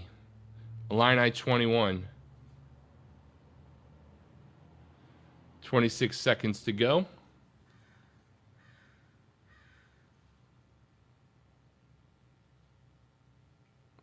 Maeva back to pass. He's rushed out of the pocket, rotates to his right.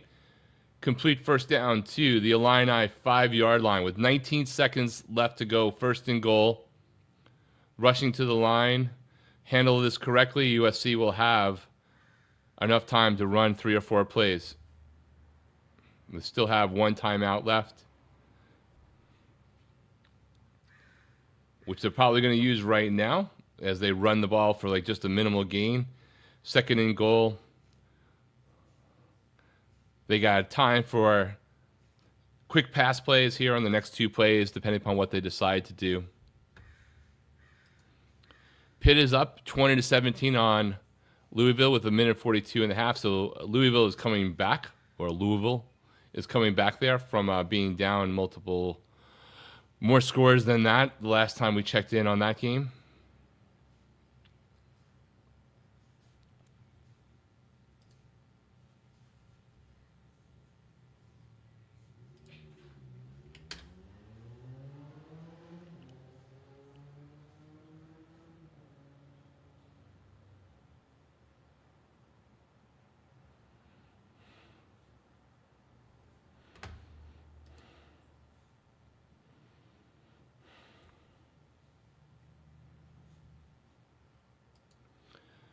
All right, USC offense back out.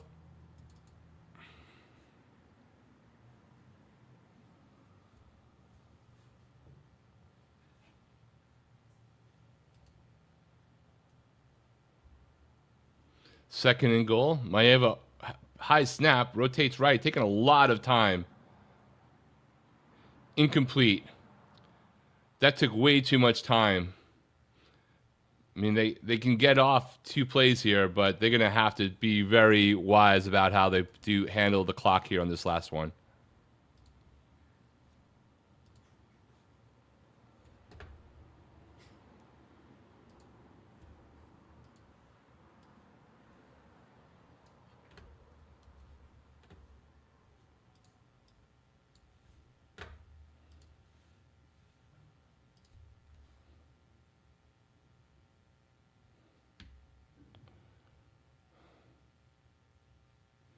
And they just go for the field goal. So it'll be 14-10 heading into the half for Illini.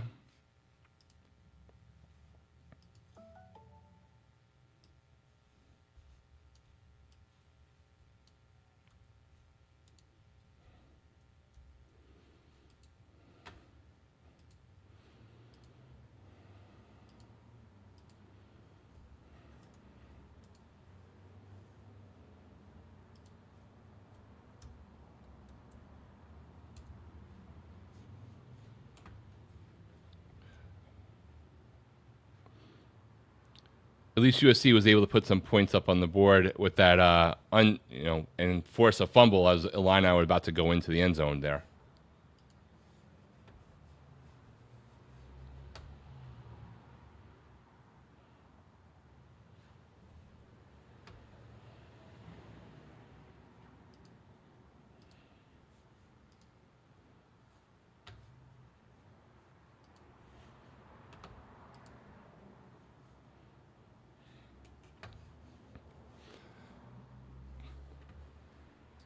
USC to kick off, only 2 seconds.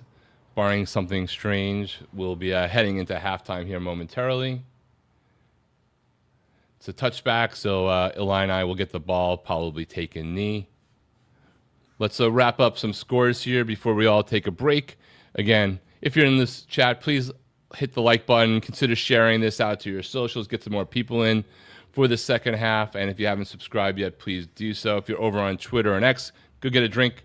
Come on over to the YouTube channel.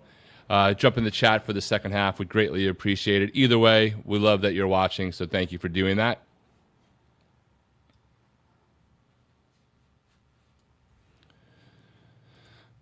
All right, let's look at some scores before we break. As I said earlier, Wake Forest halftime up 17-3 on Georgia Tech. Duke crushing Syracuse 24-3 at halftime. Pittsburgh has the ball in their own side with about 51 seconds left, up 20-17. Louisville's been making a comeback there. Looking quickly at the Big 12. Cincinnati's up 20-13. They're just about ready to kick off the third quarter. Kansas State up 17-7 against UCF. UCF lost their starting quarterback earlier in the game. In other Big Ten action, Rutgers is up 21-14 over Minnesota at the half. And in the SEC, Notre Dame scores again while we were away, 42-13 at Arkansas. Utah State and Vanderbilt are tied up at 14. Utah State has the ball at their own 10-yard line with 4 minutes left to go, so that's a little bit of a surprise as well. Wild stuff going on in college football, as always. And then just one quick note, North Texas up 14-7 on South Alabama in the American. So hopefully you stick around. We're going to take a break here for a few minutes. We'll be back in 5 to 10 for at least the beginning of the Illini game. The Notre Dame game, we'll just monitor in the background. Probably pay more attention to Georgia Tech to see whether they are going to get massively upset by Wake Forest in Wake Forest. Thanks again for watching with us, and we will see you all in a few more minutes. Go get a drink, go get something to eat. Let's get ready for a great second half.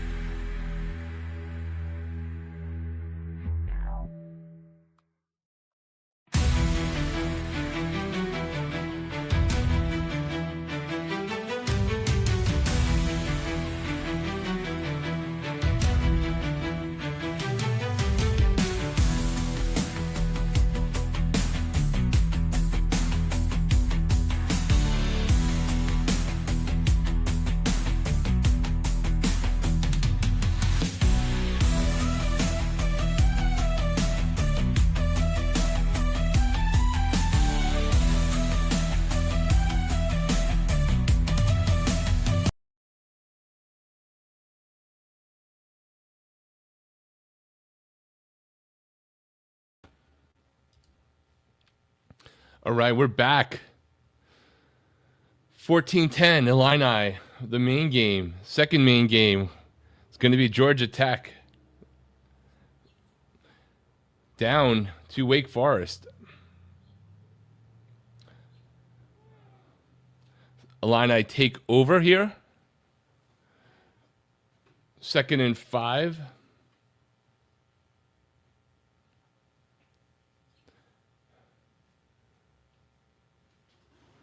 And Lowry with a 7-yard run to the USC 46 for a first down. So they're already driving here. Win percentage for Illini up to 60.2%. And thank you all for sticking around. Back in the chat here, please take a vote on which game you're most excited to watch. We're going to start to do some picks things later on as these games progress. If you're over on Twitter, please consider coming over to the YouTube channel, jumping in the chat, chopping it up with us for the rest of the half. My suggestion to you later, if you want to watch another live stream after this, Greg Pflugar, peek around the corner. We'll be doing the afternoon games, I believe, unless that has changed. Meanwhile here, the Illini, 1st and 10. Ball in the USC 25 after a Luke Altmaier pass gain with a nice gain. And he's sacked. Altmaier sacked here on a first down. Nobody covered. To Carlos Nicholson.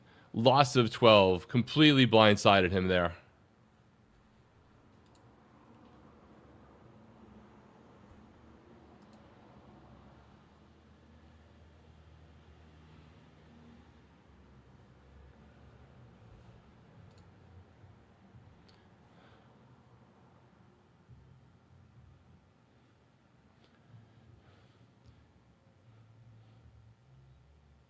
Notre Dame is also back, but that game is now 42-13.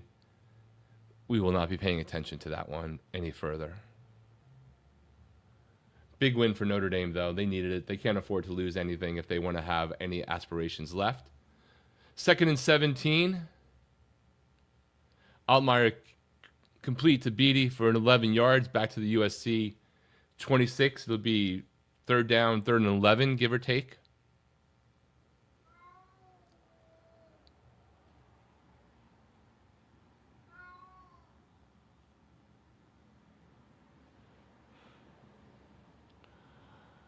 And on 3rd down, Altmaier incomplete to Kapka Jones.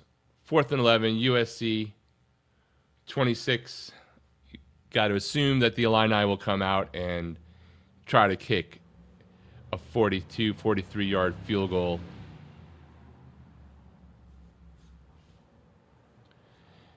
And with my game being a little bit behind the ESPN streamcast, the field goal 45 yards is good.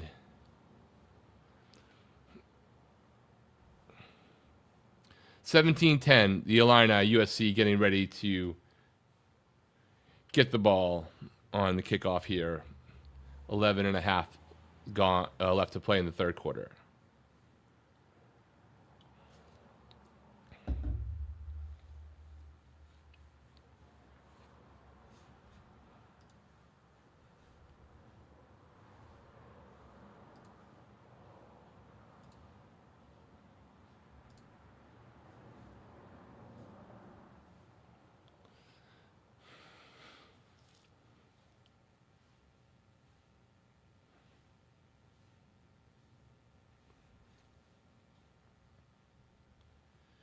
TV timeout.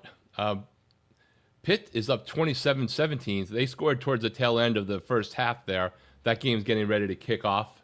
So there's some interesting action going on in the ACC.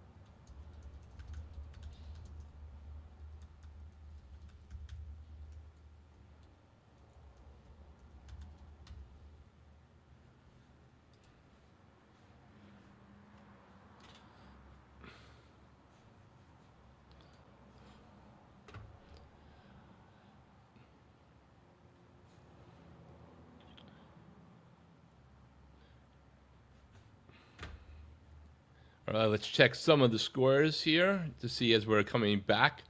Wake Forest, 2nd and 5 of the Georgia Tech 7. Actually, 3rd and 5 of the Georgia Tech 7.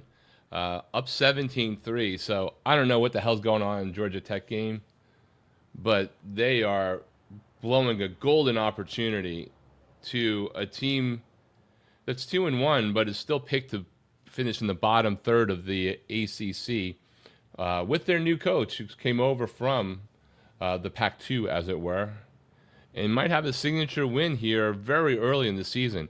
If Wake Forest goes on to beat Georgia Tech, ACC is just getting punched in the face to themselves with their 2nd and 3rd highest ranked teams possibly falling here in Week 5.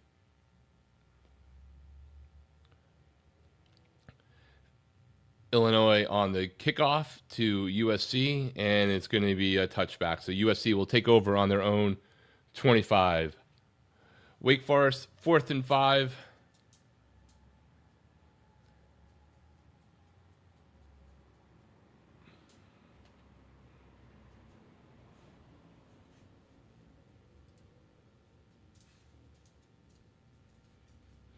On the Georgia Tech 7.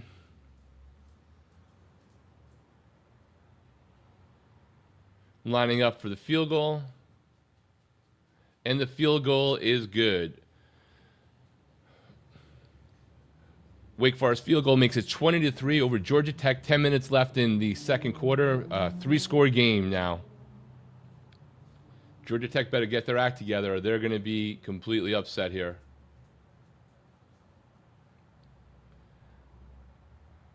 First and 10 for SC.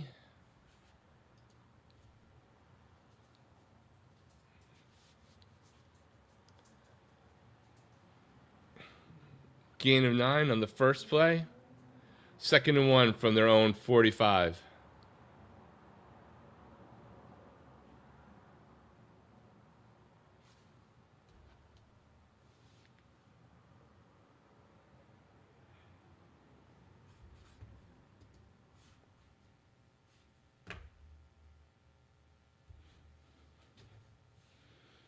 If you're a human and you're over on X and Twitter and not just a bot, we got 150 of you over there. Would love to get some of you over into the chat over on YouTube, CFB Express, as we go through the second half here on some surprising results and games. A tight one in Champaign with the Illini and USC. 1st and 10 for USC into Illini territory. 1-yard run. 2nd and 9 on the Illini 47.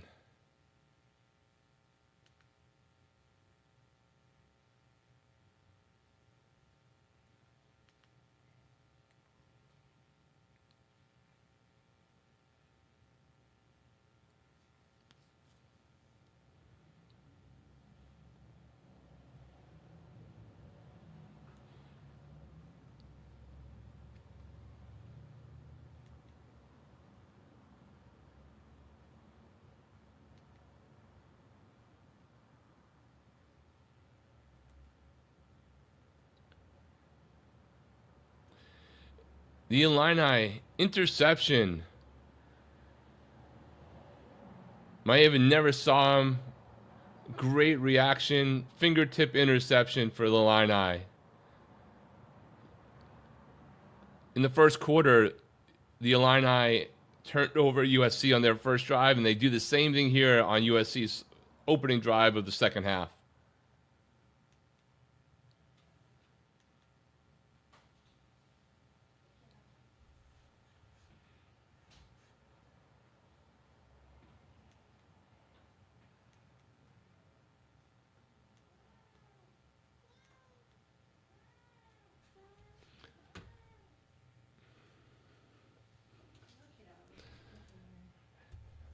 Hey, Terry, I switched over to Rex Live. They aren't doing well. I thought his buddy was going to have a stroke. Yeah, if you our guys, Rec Talk, Georgia Tech fan, they are doing their live stream as well. I'm sure that one is on the edge of censorship to not get turned off on YouTube based off of what's happening right now in the Georgia Tech Wake Forest game.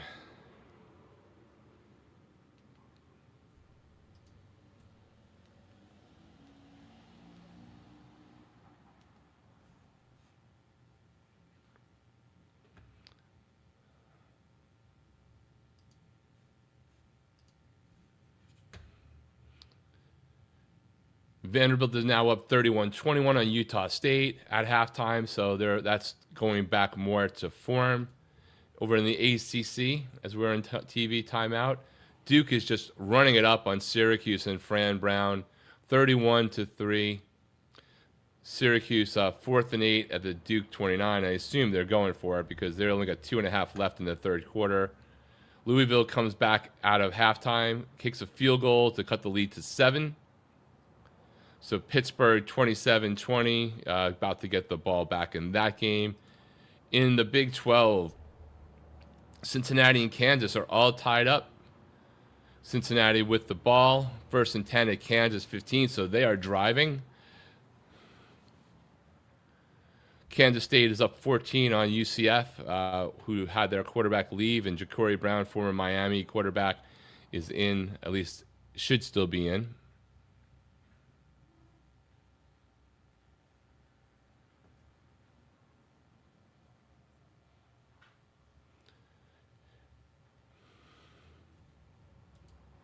In the Big Ten, Rutgers and Minnesota are all tied up at 21 with 1:37 to go in that one. Thoughts and prayers to Mr. Flugar and peek around the corner. I'm sure he's not enjoying the tightness of that game, but at least they are still in it. That game is in Minnesota. And the SEC, are there any other games of note? No, we already know about Notre Dame crushing Arkansas, Vanderbilt up 10. So those are some of the other games that we got going on here. Illinois taking over at their own 36 after the interception from Jaden Maeva.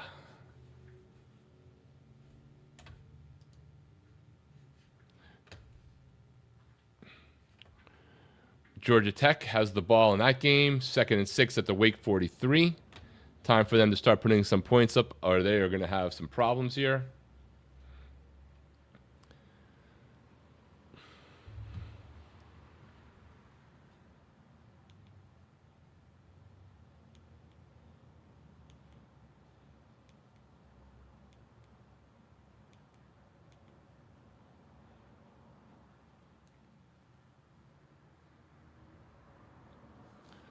Second and 3 for the Illini. We have a flag on the play. Looks like some offsides for the Illini. False start there. Going to push them back 5 yards.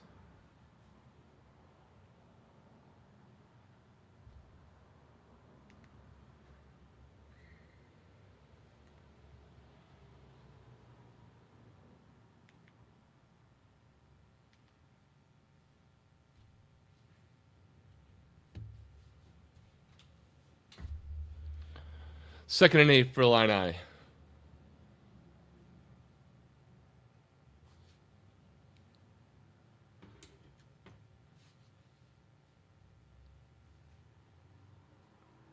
Georgia Tech is driving. They're in field goal range at least, but they're three scores down. So I'm assuming Brent Key is going to do everything he can to put 7 up on the board.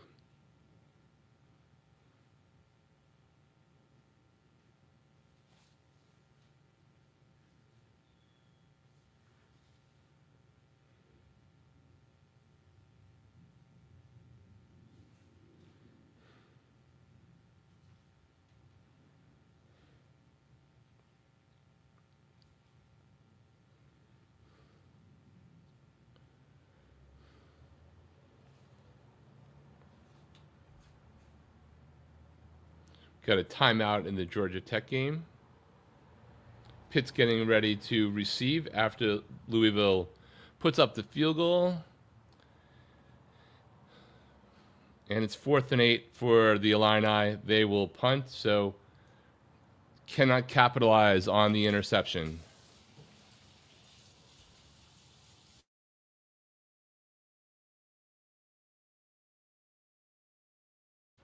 USC calls for the fair catch. They will take over on the 20.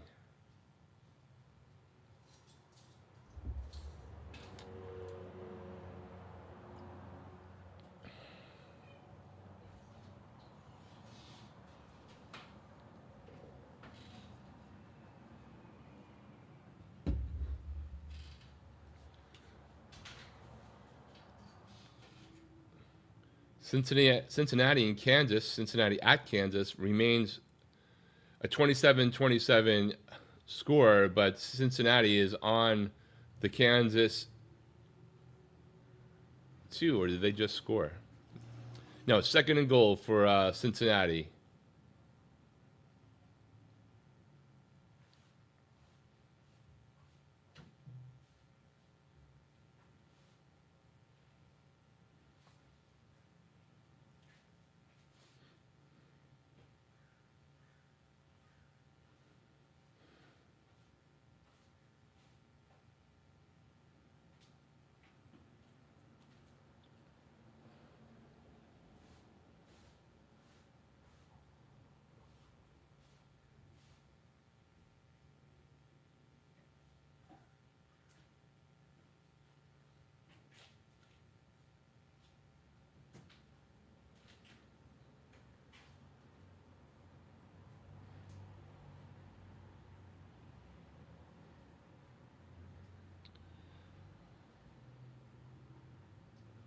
Third and 8 for Pitt in that game, to try to give Louisville their first loss of the season. Waiting for USC and Illinois to come back from timeout. Same thing with Georgia Tech and Wake Forest. Yeah, Syracuse struggling without Steve Angeli. Ricky Collins was originally who they had brought in the transfer portal in winter, and then got Angeli after he lost out the battles there in the Notre Dame and was QB3 out of spring camp.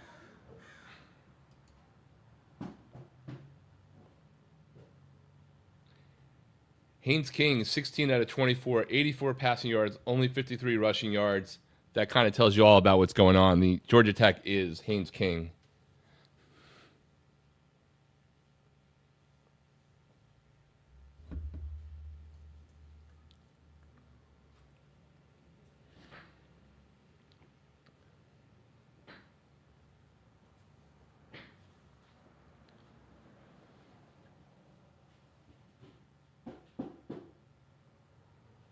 Third and 1 for Georgia Tech coming out of the timeout. On the Wake Forest 15.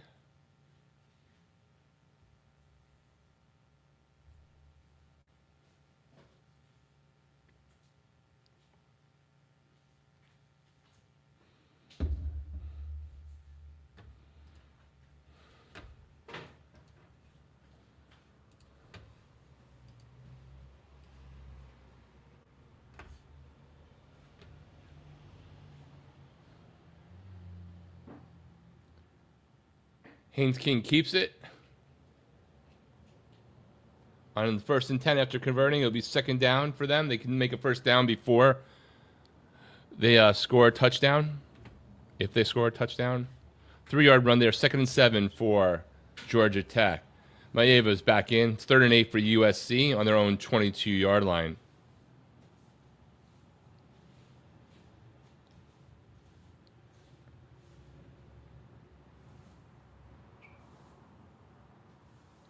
Incomplete. The Illini defense holds. USC likely to punt here.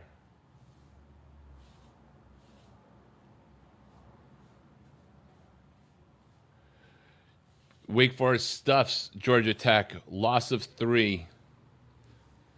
Malik Rutherford knocked back. 3rd and 10 from the Wake Forest 14.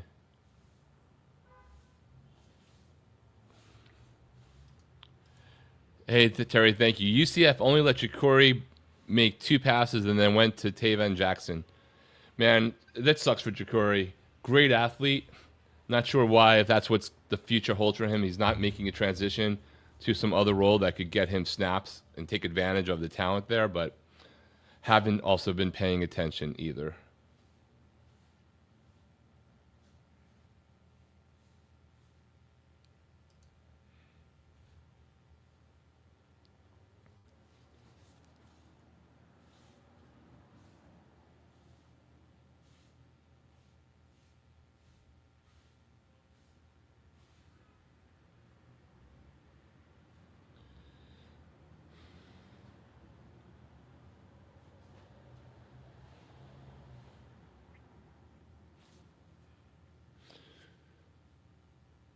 We have a timeout in the Georgia Tech Wake Forest game. This quarter is going really slow. A lot of stoppages here.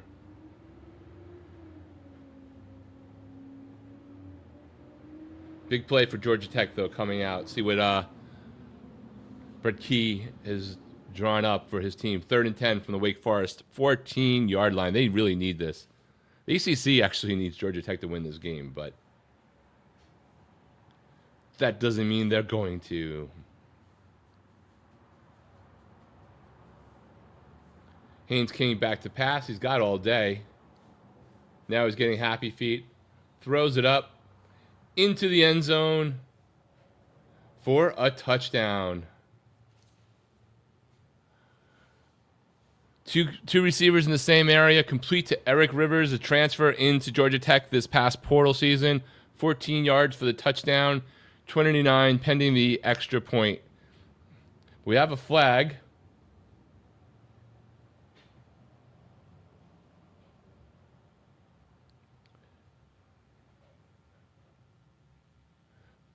Flag on the defense, declined. So the score will stick. Georgia Tech still in it here, 20-10. 5:39 left in the third quarter.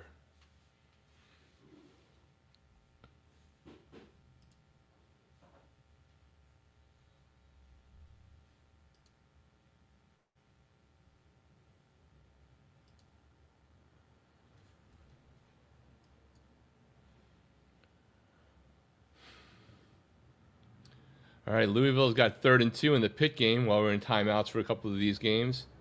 Converts for the first down, 3-yard run. So they are driving down 7 at Pitt.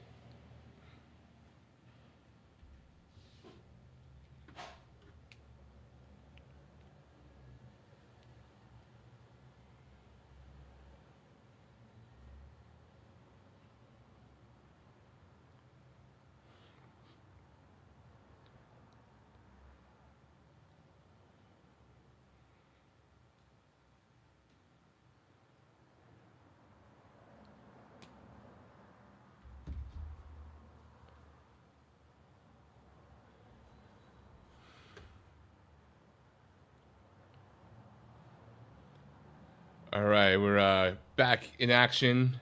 The Illini, USC, 17-10 Illini. 7:44 to go in the third quarter. Run up the middle.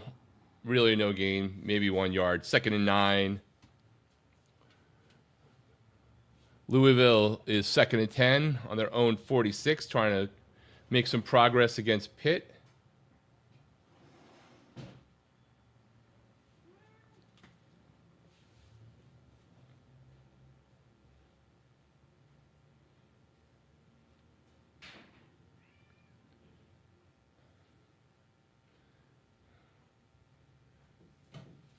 Duke still up 31-3 on Syracuse. Illini. Altmaier drops it off to Fegan, hits the edge. Touchdown, Caden Fegan.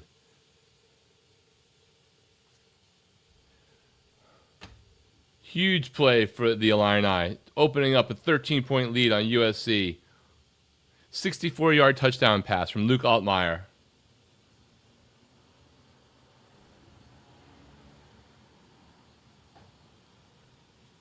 And he tiptoed. It looks like he kept his feet in bounds all the way down.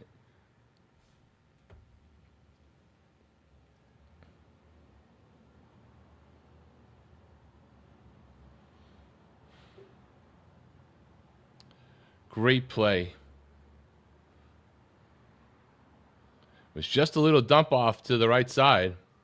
And he just got the edge. A couple of good downfield blocks from the Illini wide receivers. And he was taking it to the house to them there.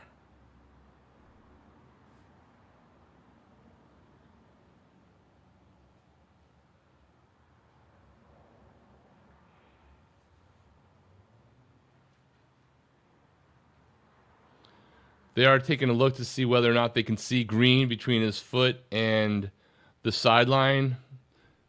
We'll have to see what the ruling is.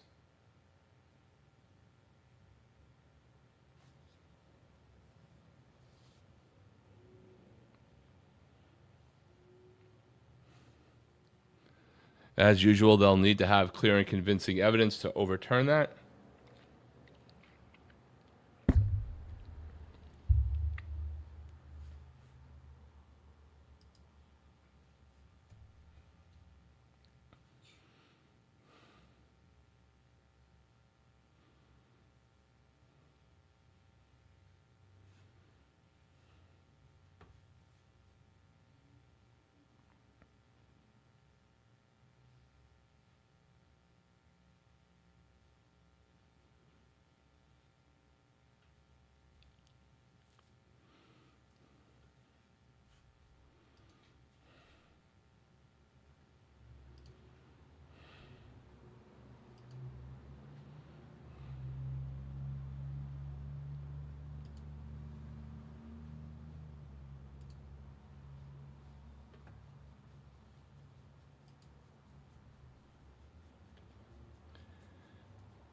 And it is confirmed.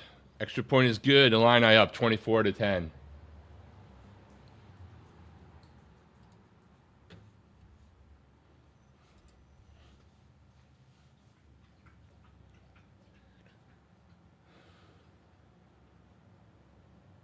Georgia Tech actually has the ball back. Screen to Rutherford. Can Wake hold on to win in an upset over Georgia Tech?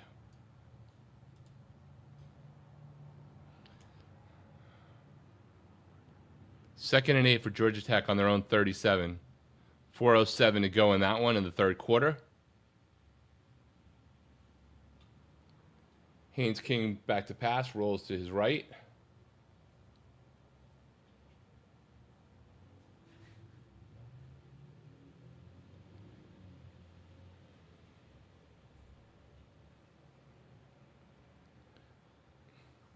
We have a flag on the play.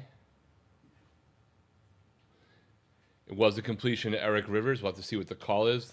First down possible on the Georgia Tech 47.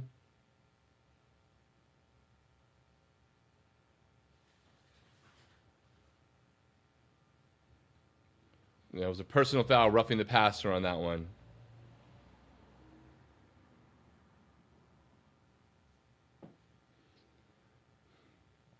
When you're Wake Forest, you can't have stupid penalties like that.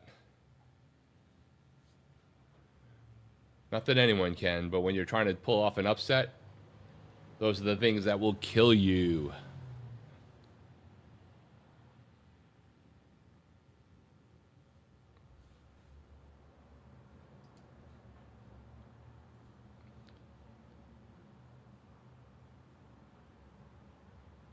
First and 10 for Georgia Tech.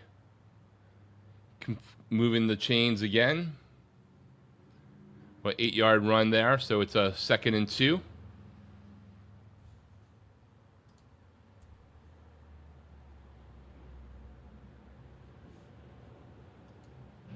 Switch over to the game cast of Georgia Tech as they're driving on Wake Forest, trying to close the gap further with 2:54 to go.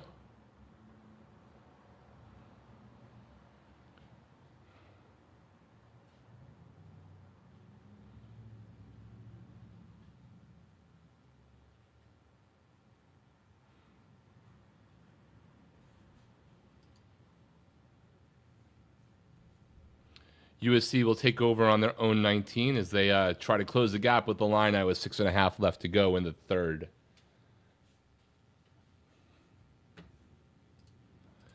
What's up, Sean? This is what happens when you're 3 time zones away, having a 9 a.m. kickoff USC. Yeah, the Big Ten ain't playing with USC. Last week they gave them a late game, which is fine for their time zone, but now you come back a week later and you essentially have a 9 a.m. kickoff. So they're pushing. They basically started a game last week at 11 p.m. Eastern. Week later, they're playing at 9 a.m. their time, noon Eastern.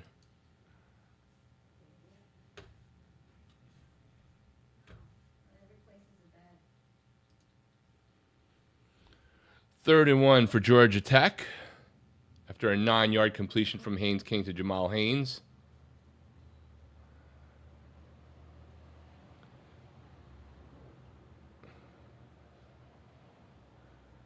Meanwhile, it's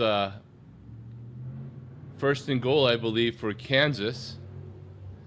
Down 30-27 at home. Second and goal, excuse me. Trying to punch it in and take the lead back from Cincinnati. First and 10 for Georgia Tech at the Wake 11.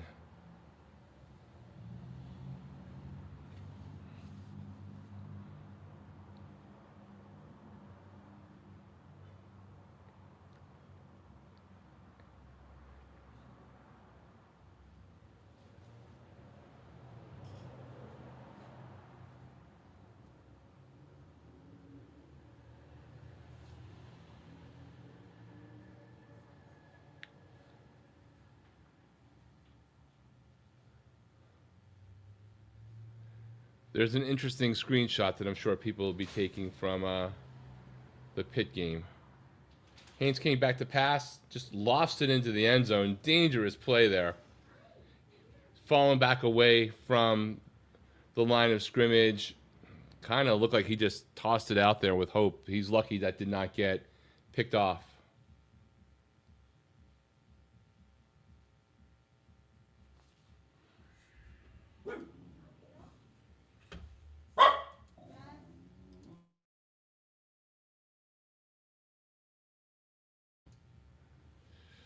All right, Jaden Maeva and the USC offense back out.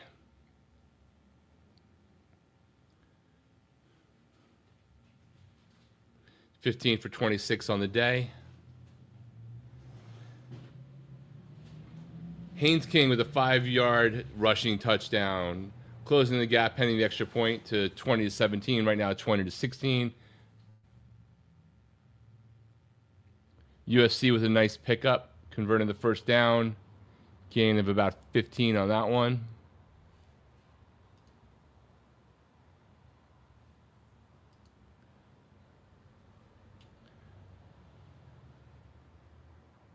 Kansas was not able to punch it in. Cincinnati took over on their own 1-yard line, just threw a pass to the left side, gave himself some breathing room, convert for a first down. So Kansas misses a great opportunity to take the lead or tie it.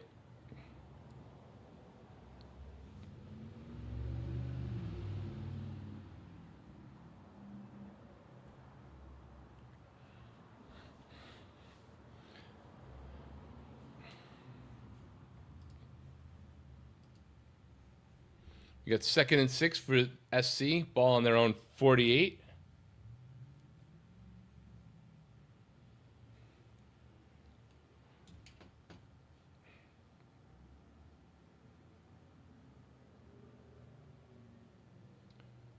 Maeva, under pressure. Looks like he's going to be possibly flagged for grounding. We'll have to see whether that gets overturned, but they're saying he was within the zone. He hadn't escaped anything and there was no receiver in the area. Be third down with that intentional grounding at their own 48. Actually, at their own 36-yard line.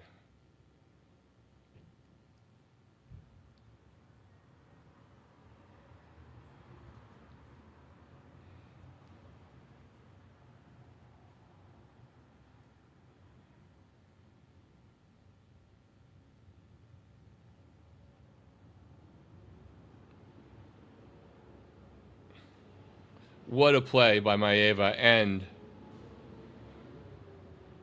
the receiver on that one. Throws into a crowd.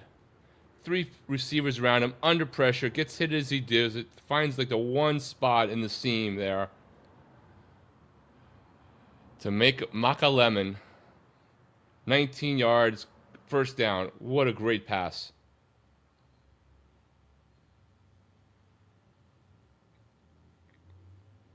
Not going to lie, that was a great throw.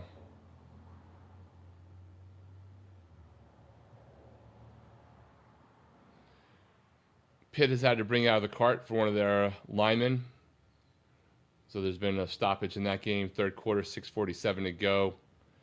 Pitt up 7.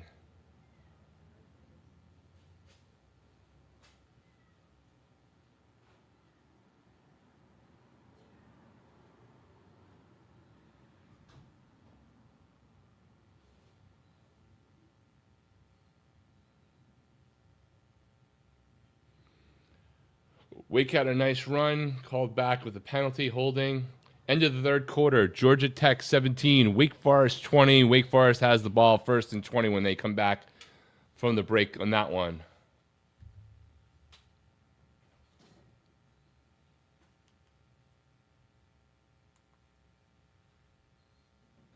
Third and 3 for SC. Yeah, Sean, I mean, that easily could have been intercepted, but he dropped it right in and it didn't happen. So, very small difference between a great play and a disaster.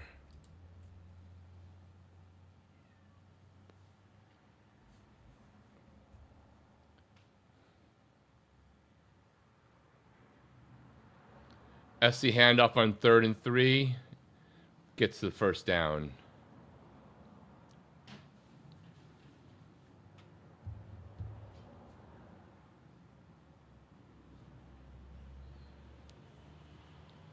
Pitt is driving on Louisville. It's first and goal in that game.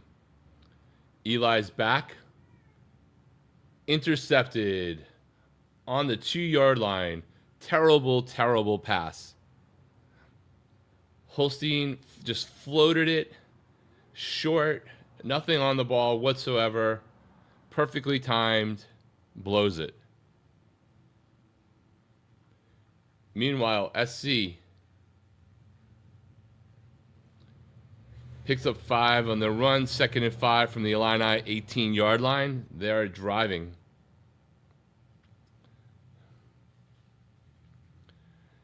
I always like seeing the win percentage. Right now, the win percentage is giving the Illini an 83% chance. Let's see what happens if SC were to score a touchdown here.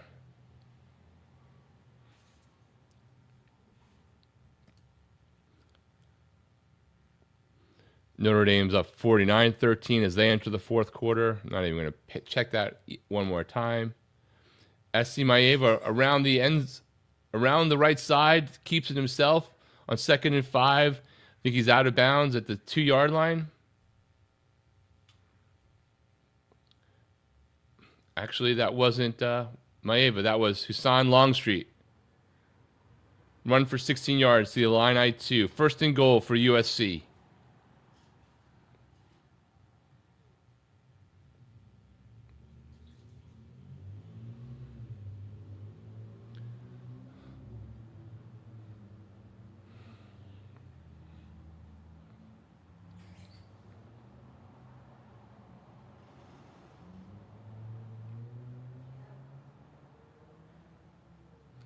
SC just gets the playoff. And Waymon Jordan in for the 2-yard run. It was really close to delay of game, but I think he just got it off. And USC closes the margin with Illini, pending the extra point. Quick little zig route there.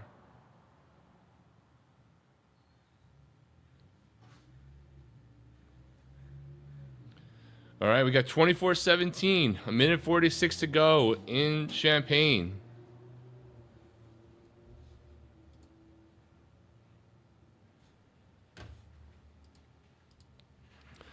Question in from Sean. What did I think of the Virginia Florida State game? I love that Virginia beat them, but I wanted Florida State to be undefeated for the Miami game. I'm right there with you. That would be my assessment. I was looking forward to a week full of hype. Nobody taking anything for granted. A very possible top 5 matchup. Likely now it will still be a top 25 matchup, maybe a top 20 matchup. We'll have to see what happens to Florida State in a game that they almost won, but they did lose. They were upset, and you got to keep that in mind for sure. I thought that Virginia bullied them in a way on the offensive line that I would not have expected, especially with Virginia down 3 of their starters.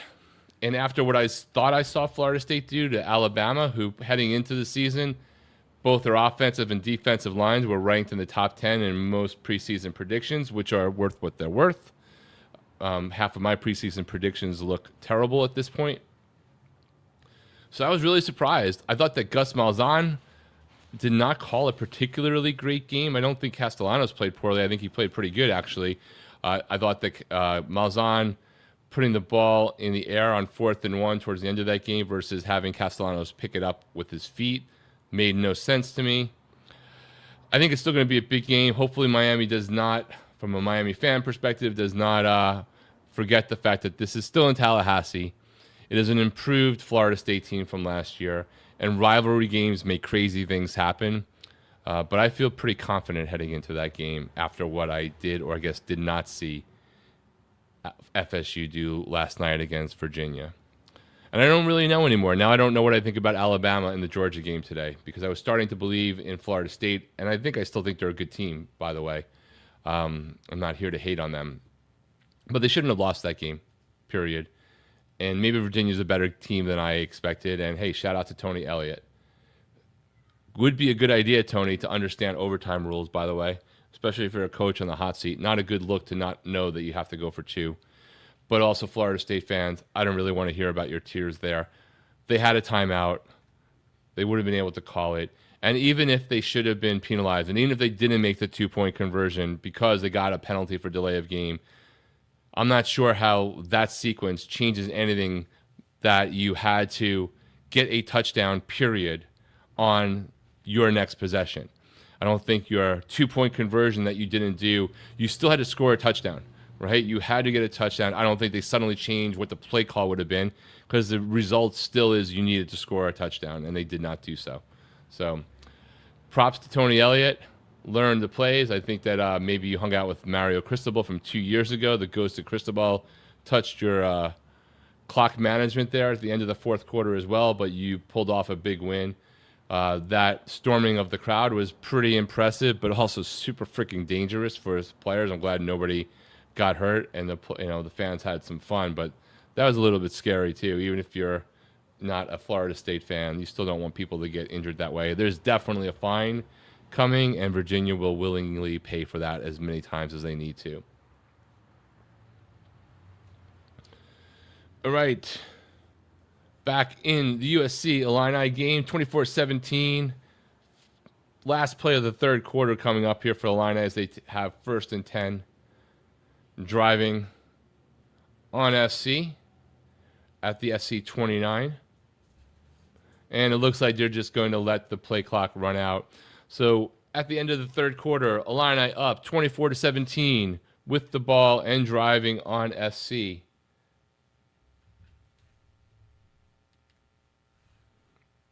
Looking at over at the Georgia Tech game,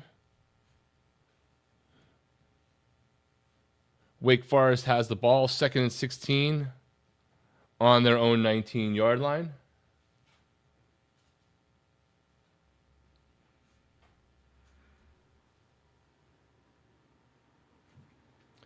It's down to 4 minutes in Kansas. Cincinnati, 2-1 on the season, lost to Nebraska earlier in the year, is still up 30-27 on Kansas, but Kansas is driving. 3rd and 1 there. I don't know if they got the first down.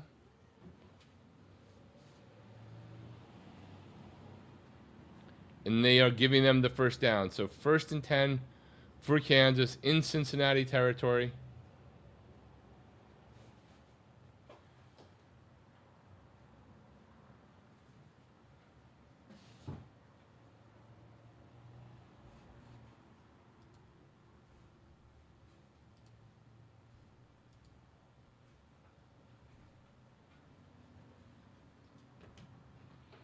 Kansas State's up 31-20 over UCF, also in the fourth quarter.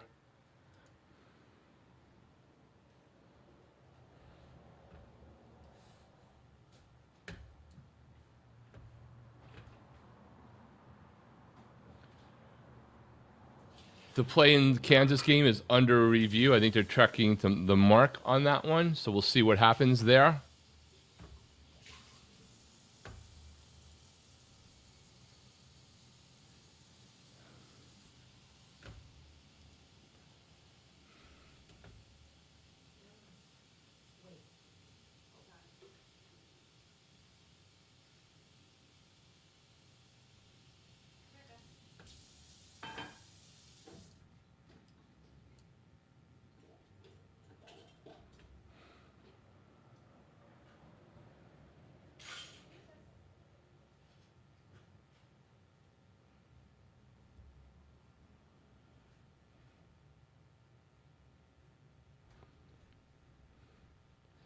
Not sure what's going on with Gamecast for the Georgia Tech Wake Forest game. It's first and goal for Georgia Tech with 12 minutes left to go. The Gamecast is like 2 minutes behind on my screen. Kansas did not get the first down, so it's 4th and 1 on the Cincinnati 21 in that one. Time's running out. 3:20 to go. They are in field goal range.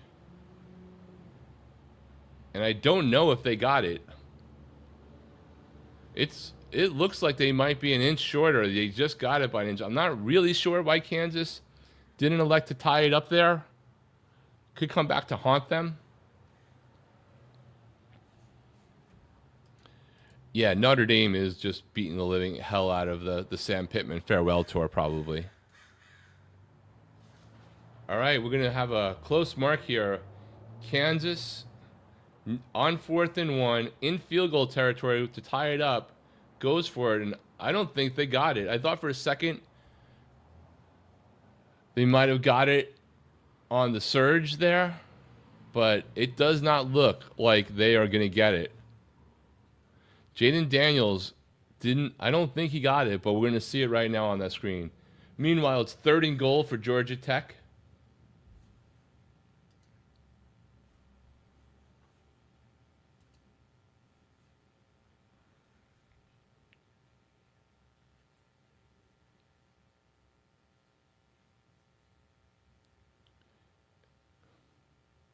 And the measurement comes in, and they did get it by just a little bit. So it's 1st and 10 for Kansas, 3:12 to go.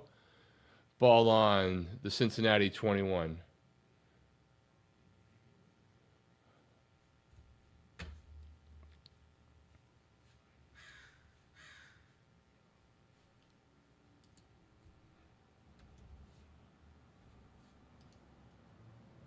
Fourth and goal for Georgia Tech.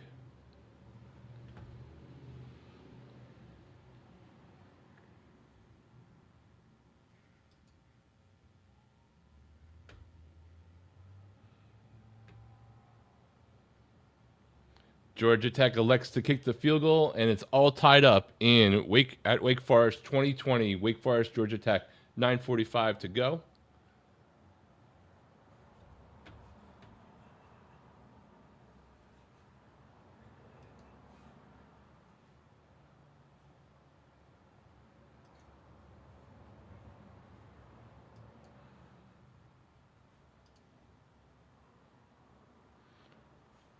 All of these game casts are off, so ignore them. I'm just going to put up the scores for now because it's a waste of time.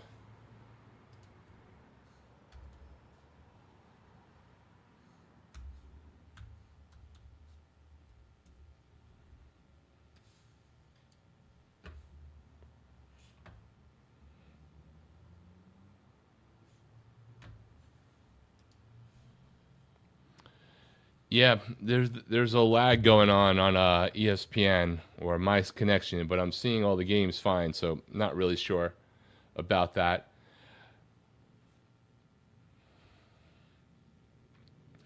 Illini in for a touchdown. Altmaier to Bowick, 25 yards, puts them up 30-17 with 14:34 to go.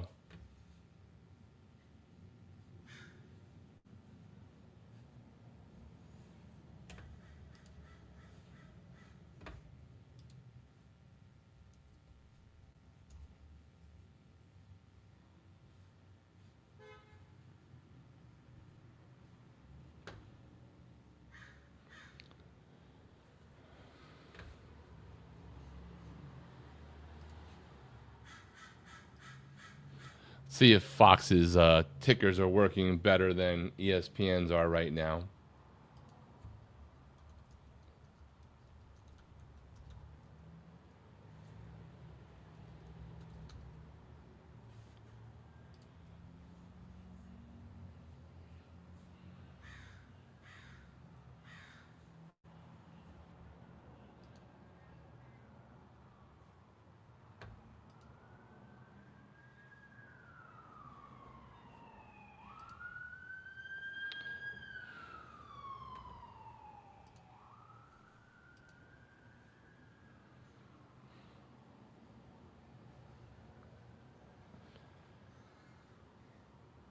Got Pitt still up 27-20. 4th and 7 for them.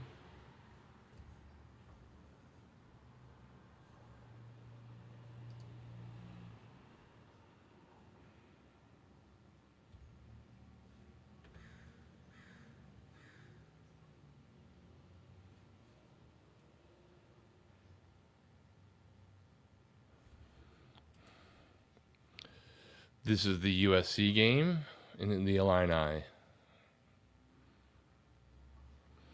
All right, so we got 20-20 in Wake Forest, Georgia Tech. We got 27-20 Pitt over Louisville. All of these are in the 4th quarter.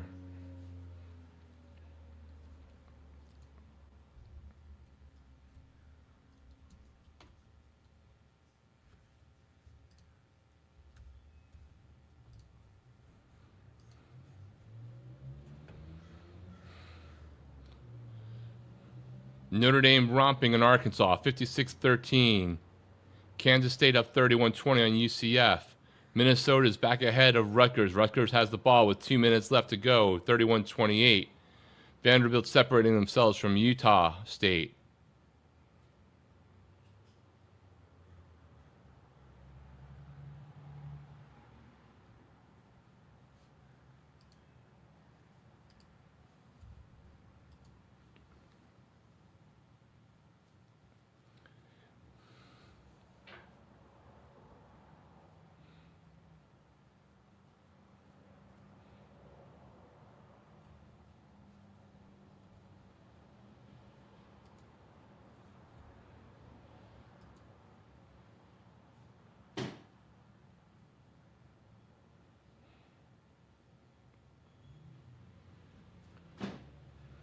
Third and 4 for Wake Forest. I think if they don't convert this and score here, they're going to have some problems even holding on to that lead. Kansas has the ball, 1st and goal. Minute 56 to play.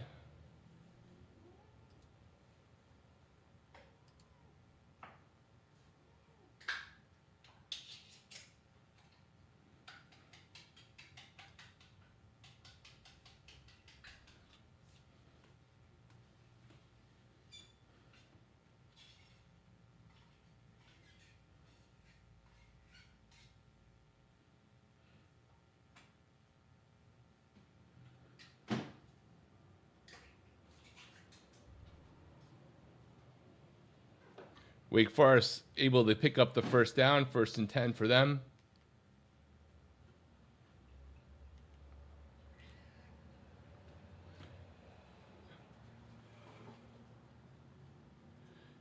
USC picks up a 1st down for them. 4th quarter, 14-27 to go in that one.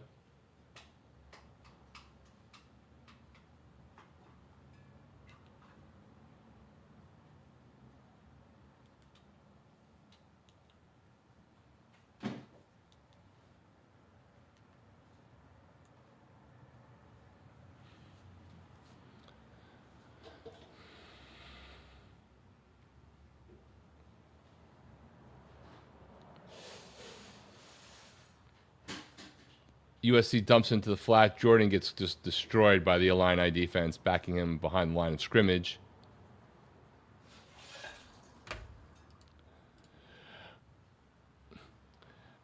Ted is back. I think that might have been a good luck lunch there, so maybe you need to turn that into a tradition if this is going to be the result. Maeva back to pass, tip, but completed. Short gain, 3 yards. 3rd down for SC.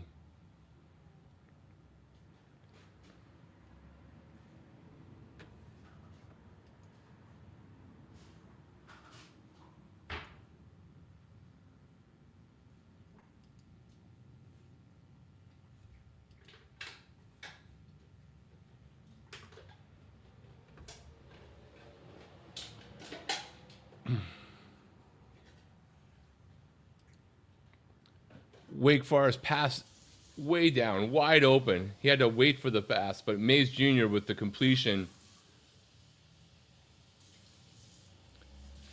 Jumping and adjusting midair to catch that one. Wake Forest is in the red zone. 4th and 3 for SC. Down 14 on their own side of the 50. They're going for it. And under pressure, Maeva converts for a first down. Just enough yards right over the middle. Really good play by him there.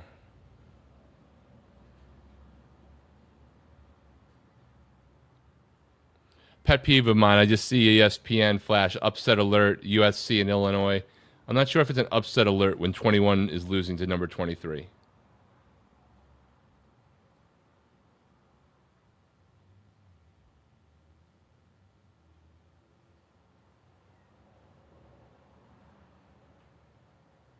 Second and 10 for Wake Forest on the Georgia Tech 15 with 7:40 to go. Handoff up the middle. Plows through for a gain of 6. It'll be 3rd and 4. They can get a first down. And another set of plays. Unfortunately for Wake Forest, they had stepped out of bounds in a previous play that could have possibly been a touchdown, but he had stepped out of bounds before coming back in, so had no shot. 3rd and 4 in what is really a possible upset alert. Wake Forest and Georgia Tech.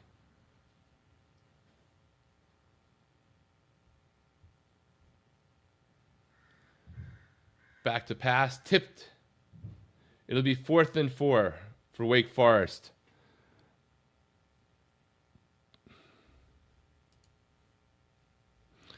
Upset by the line, Ted says, I guess, but yeah, shouldn't be when teams are basically the same rank. Yeah, just like, what's your definition of an upset?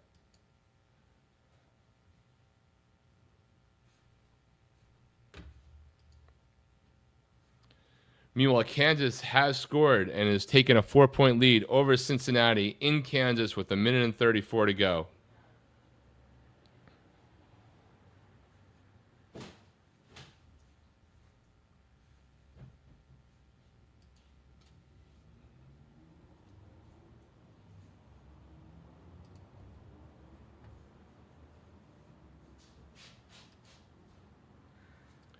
SC is continuing to drive. They're not giving up yet. They're down 14 with 10.5 to go. 3 timeouts, plenty of time. But a score here would be critical for that.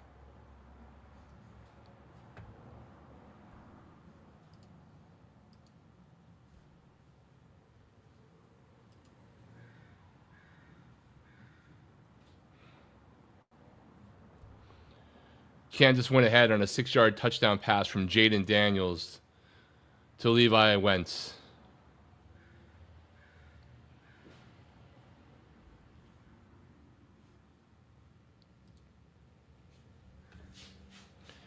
And Wake did Wake things. Wake misses the field goal.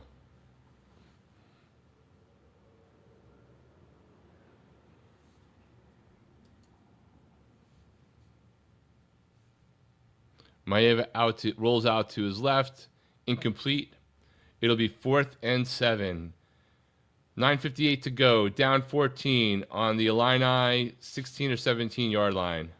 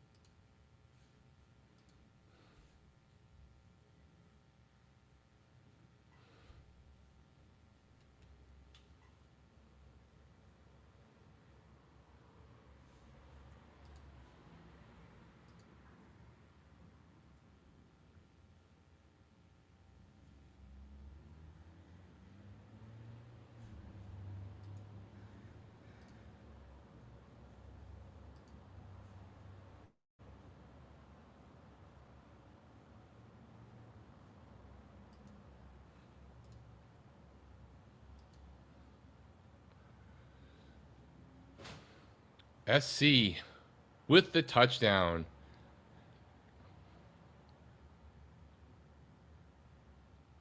Going for 2. Not sure if I agree with that. Maeva's got all day. And they do convert. So Lincoln Riley goes for 2. trying to anticipate, I guess, not going into overtime, knowing that if he missed it, he could go for 2 again to tie it up. Maybe that's what the card says. I don't know. But either way, he looks brilliant.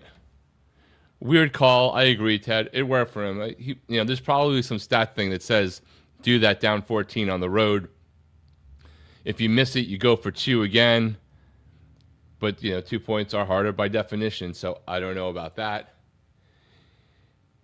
In the Pitt game, we are all tied up. Pitt's got the ball, 10.5 left. Louisville sacks Eli Holstein.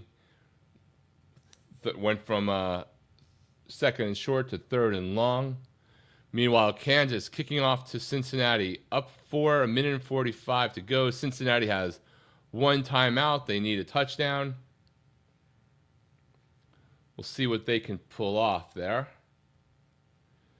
Georgia Tech takes the ball over after Wake Forest blows the field goal that would have put them up 3 with 6.5, almost 7 minutes left to go. Both those teams have 2 timeouts. And on the first play for Georgia Tech, fumble recovered by Wake Forest.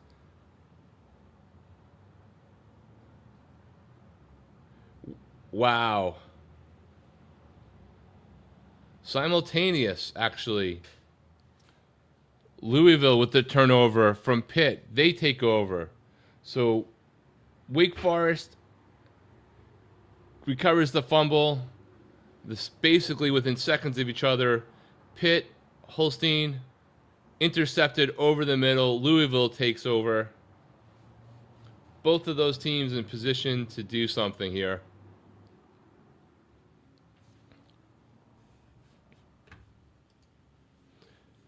And then we got USC closing the gap with the Illini.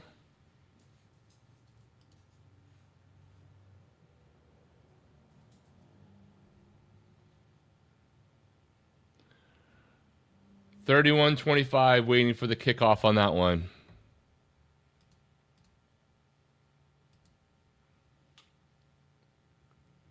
Second and 6 for Wake Forest in that one.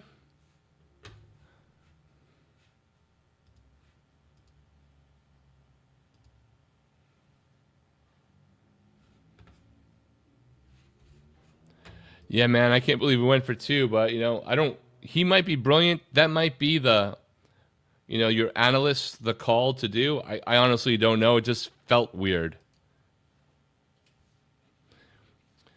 Again, we're getting into the last part of the fourth quarter for most of these games. If you're in the chat on YouTube, please hit like. If you're finding us for the first time or forgot, please subscribe. We would greatly appreciate it.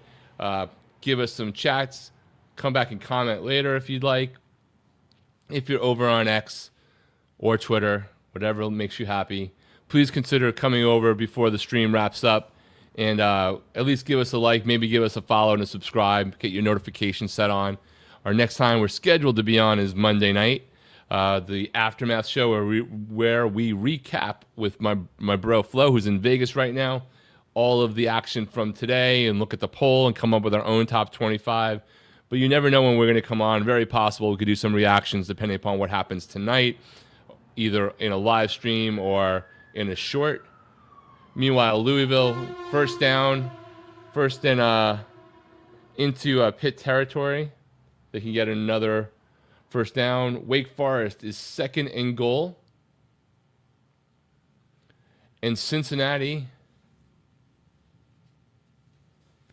is driving against Kansas with 1:11 to go. There was a flag on the play. Need to see that one.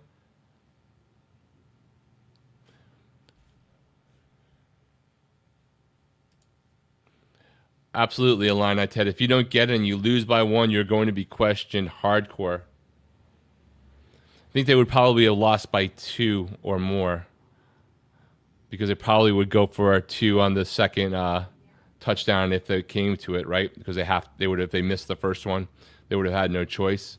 Either way, same thing.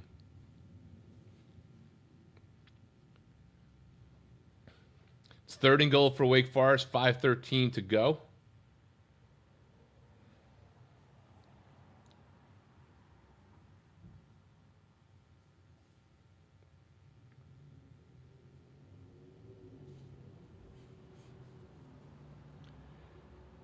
And Illini on 2nd and goal, touchdown. Miller Moss into the corner end zone. Nate Kariski, 9-yard receiving touchdown. So Louisville has come all the way back and now taking a 7-point lead at Pitt with 7:03 to go. Meanwhile, in Kansas, timeout here, 3rd and 10 for Cincinnati.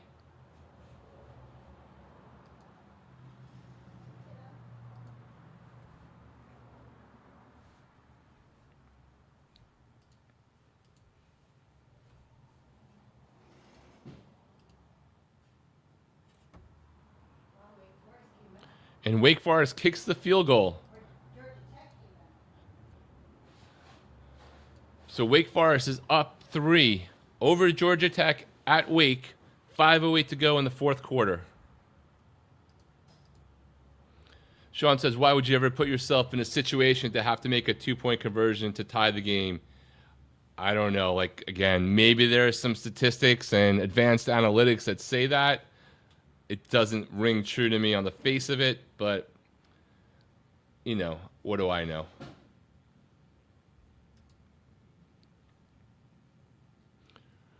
Man, we got a lot of games coming down to the wire here. Notre Dame and Arkansas is not one of them. Neither is Vanderbilt at Utah State. We'll see what happens tonight with Alabama and Georgia. I wonder if Alabama does pull off the upset, even though it's really less than a field goal game, which means it's a pick 'em because it is at Georgia. I wonder if Alabama wins that game, whether ESPN shifts game day possibility to Bama to pick on that game. That'll be there's only going to be probably 2 top 20 matchups. All right, Cincinnati's 3rd and 10, 1:11 to go. They're at their own 35. They have to score a touchdown. They have 1 timeout left. Meanwhile, Illini have the ball.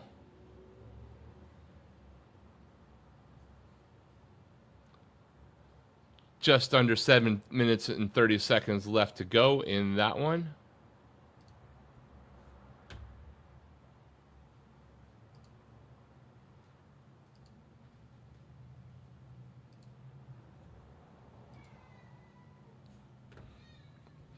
I agree, Ted. With the overtime rules the way they are, it's really, I don't know if bold's the word. It's something. Almost broke it, absolutely.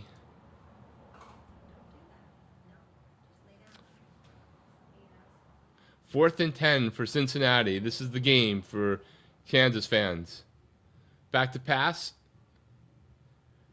Great one-handed catch by Cincinnati. Gets the first down and about 10 more. 58 seconds left to go in that one.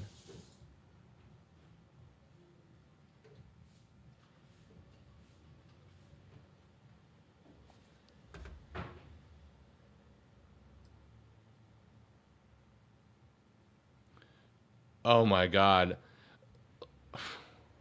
Illinois going in to take what would probably be an insurmountable lead for SC, 2 yards outside of the goal line, fumbles forward into the end zone. USC recovers. It'll be 1st and 10 for SC on their 25.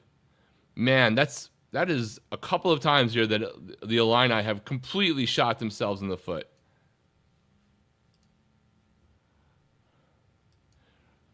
I want to say that's the second time we've had something close to that in this game from the Illini. Wow.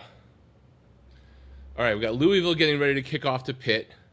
7 minutes to go. Pitt's down 7. Cincinnati is driving on Kansas. 43 seconds to go. 2nd and 3 from the Kansas 19. So they're going to get a shot to win this game. They don't have a lot of time, but they do have 1 timeout at the 21. I apologize. Actually, Cincinnati keeps it. 1st and goal for Cincinnati at the Kansas 2-yard line. Didn't quite see it. At the Kansas 2. 1st and goal. I'm going to shift over to that one here. So much going on. Timeout Kansas trying to get their act together here.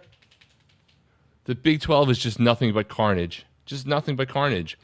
The thing is, I think everybody else is going to be that way except for the Big 10. Pitt, handoff off the middle. Great run. Pickup of about 20 in that one. Ted says the one at the end of the first half I don't think was the right call, but they didn't have it enough to overturn it. This one was just a great play by SC.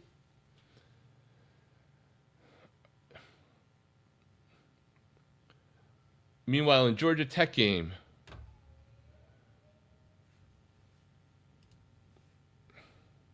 we got under 4.5 to go. 1st and 10, ball on the Wake 46. Georgia Tech's got it.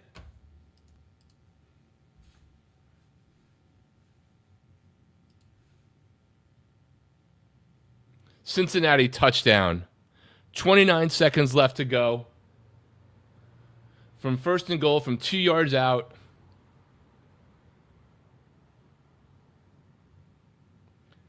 Handoff runs right up the middle, untouched. Untouched. Cincinnati up 36-34, pending the extra point. Kansas will get the ball back with 29 seconds left. 1 timeout left. They're going to regret using that timeout on the previous play since it didn't do anything to help them. You're right, Sean. Cincinnati should have beaten Nebraska. I watched that game. It was a close one. Cincinnati had it. Wow. Wow, wow.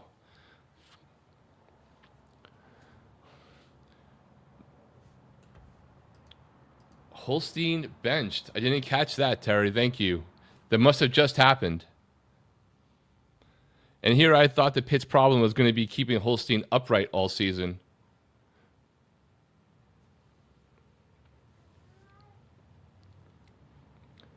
So who is in for Pitt? I have literally no idea who their backup is. It's 3rd and 7 for Pitt nonetheless. At their own 30-yard line. Lofts it. Not exactly the strongest pass. I don't want to sit there and say that was intentional, but meanwhile, Georgia Tech. It's 4th and 10 for Georgia Tech. Let's share this tab here. 4th and 10. Ball on the Wake 46. Gonzalez, a kid from Florida. Massive play here in the Georgia Tech game. 4th and 10. I mean, there's still time left in the game. Doesn't mean that Georgia Tech won't get the ball back, but if Wake Forest holds here, man.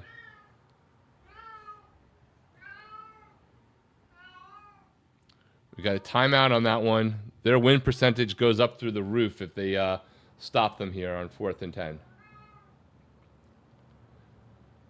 USC's got 3rd and 1 on their own 31, on their own 30.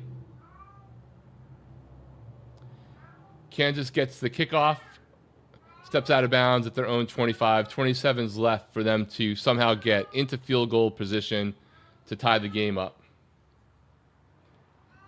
Haynes King back out. See what they can do.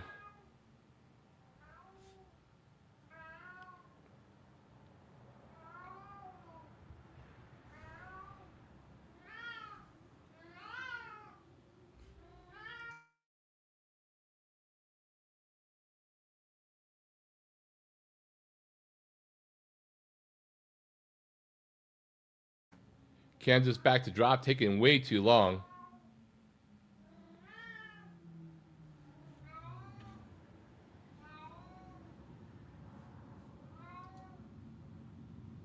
Second and 5 for Kansas on their own 29. They're down to 27 seconds. 19 seconds, I'm sorry.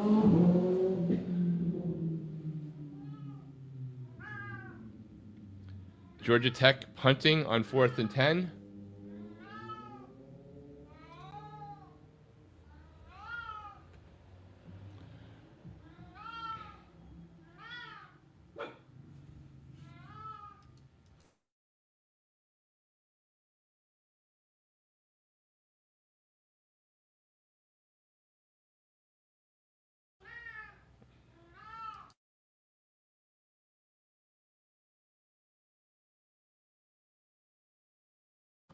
All right, Wake Forest backed up on their own 7, but have the ball 1st and 10.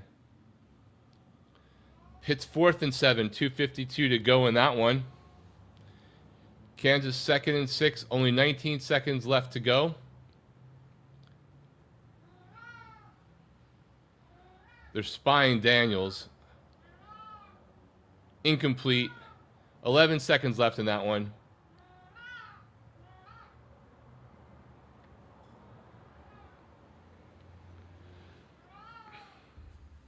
SC.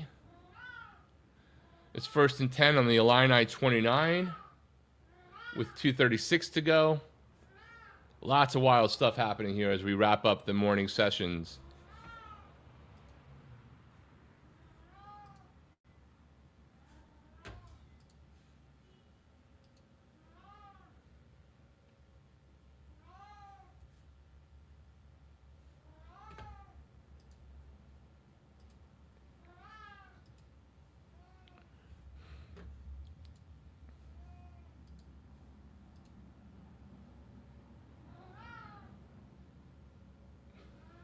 Wake Forest had a penalty on the first play. It was 1st and 13. It's now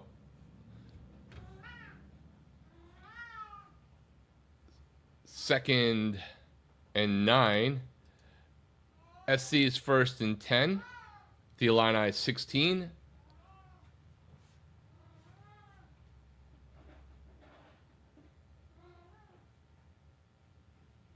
As they hit the 2-minute timeout in that one.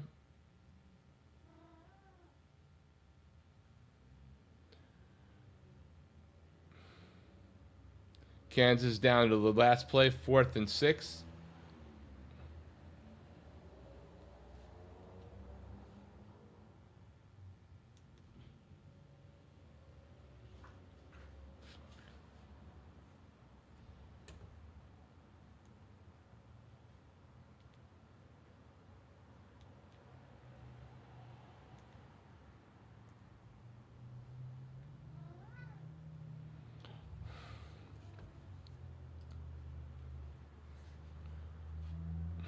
Third and 6 for Wake, 2:25 to go.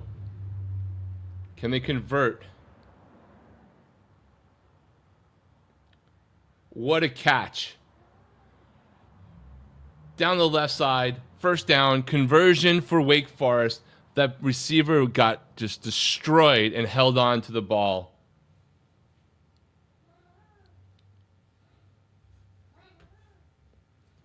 Robbie Ashford to Sawyer Racanelli. That's an impressive catch. He just got destroyed.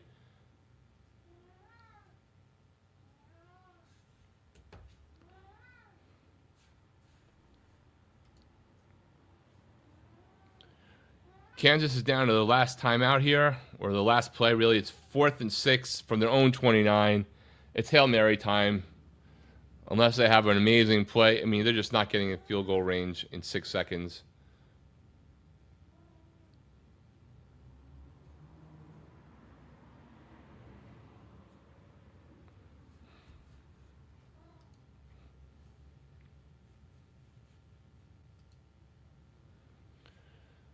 Got 1st and 10 for Wake when we come back at their 27-yard line.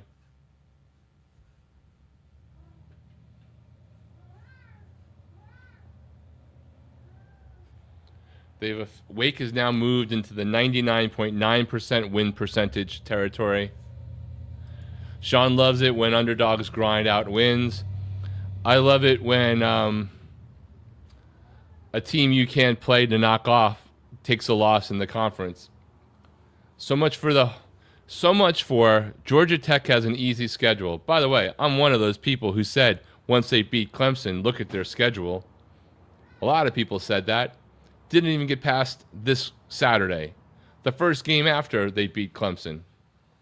Everybody was wrong because college football in 2025 is absolutely drunk. It's drunk. I would be very nervous if I was any team playing later today.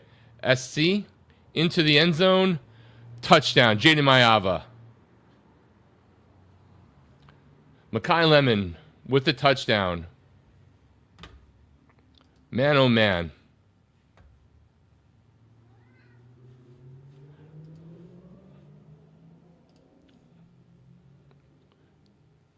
Jaden Mayava, 30 of 43, 364 yards, 2 touchdowns, 1 interception. Pending, now they're going to go for 2, right? Oh, they're going for 1. Now I'm really lost. I'm just totally lost. Actually, I think it's because Gamecast is ahead of my TV. All right, 32-31. Makes total sense now. I thought for a second that they were up 1 and were only going for 1, but they had already made the extra point. So things happen when you're trying to watch 3 screens at a time. So we are all tied up. 1:55. The Illini get the ball back. Plenty of time for them to come back here.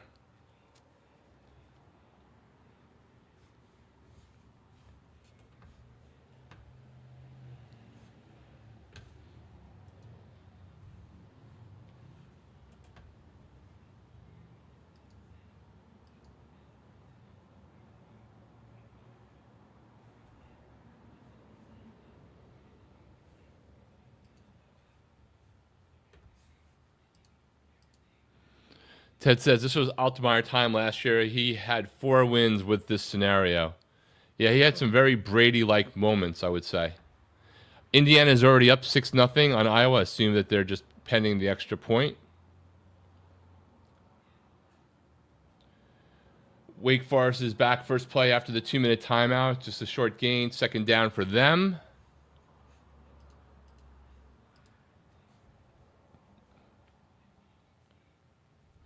Kansas goes down to Cincinnati at home, 37-34. Kansas is doing 2024 Kansas things yet again. So that's gone final. Big win for Cincinnati in Strickland.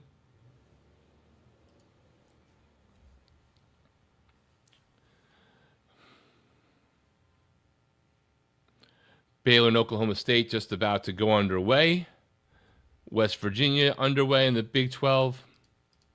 Over in the ACC, we got the Wake Forest game. Louisville up 7, 1:52 to go there at the Pitt 32. BC and Boston College about to kick off. Duke final crushes Syracuse 38-3.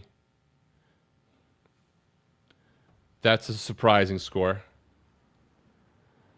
In the SEC, Vanderbilt's up 27 with 10 minutes left to go against Utah State, but their big games are all left to come. We've got LSU Ole Miss getting ready to kick off momentarily. Same thing with Auburn and Texas A&M. Shortly after that, Tennessee and Mississippi State. And then over in the Big Ten, we got this barn burner of a game, USC Illinois. Indiana up 7-0. Getting ready for Ohio State and Washington to kick off. Penn State, Oregon later tonight. And a final, Minnesota and the Golden Gophers up, win 31-28 at home. Appreciate everybody who's hung out with us for the first games. Definitely appreciate that. If you're over on Twitter and X, at least follow our handles there. Maybe come over to YouTube and subscribe. Give us a like. If you're in the chat here, one last chance to hit like, hit subscribe. Check out some of the other videos we have on the channel if you like, and they're in the last 7 days. Hit the hype button, give us some love there. We have memberships now as well, starting to build that out. Illinois converts another 1st and 10, 1:03 to go in that one.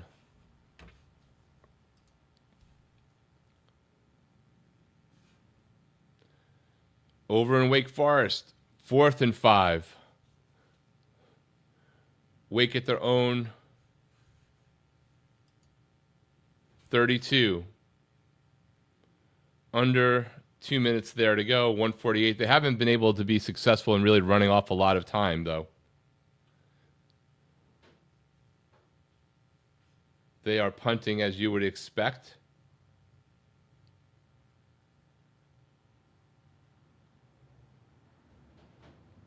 Call for a fair catch. Georgia Tech will take over at their own 29, 30-yard line. 1:40 something left to go.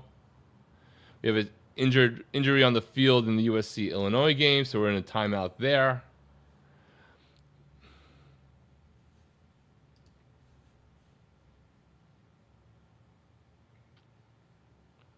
Washington and Ohio State now underway. Washington has the ball 4th and 2 at their own 33. I assume that they're going to be 3 and out and punting.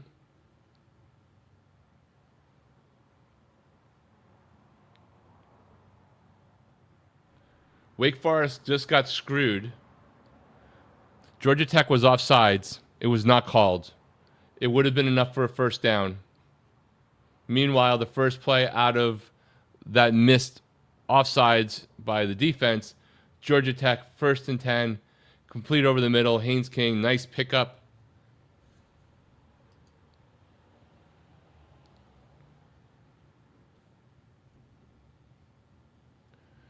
Followed by a complete and total drop.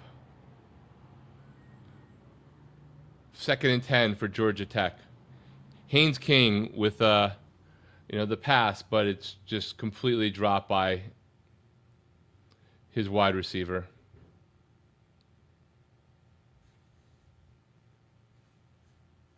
Second and 10 for Georgia Tech on the Wake Forest 48. They need another 10 yards or so to be in field goal range according to the markers there, but you never know with this stuff anymore. Haynes King back to pass. Downfield, overthrows his receivers, not even close. They got a flag, though. I'm not even sure that should have been a flag. That looked borderline at best to me. Maybe I missed a holding earlier in the route.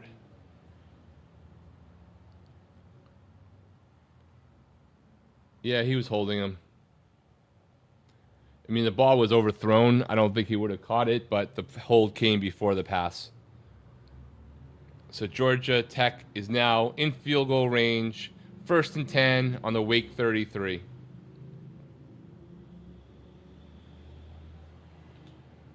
Meanwhile, 50 seconds left to go. 1st and 10 for the Illini. Just need a field goal to win it.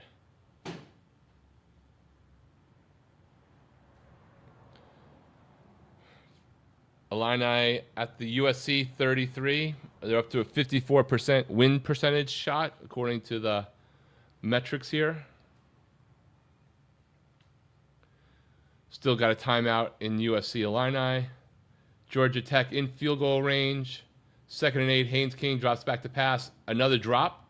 Not the best pass, but it did hit him on the hands. So wide receivers are not really helping out. The other thing that they're doing, if they don't convert this 3rd and 8 for a first down, they're going to kick a field goal. There's still 57 seconds left on the clock. Wake has a timeout.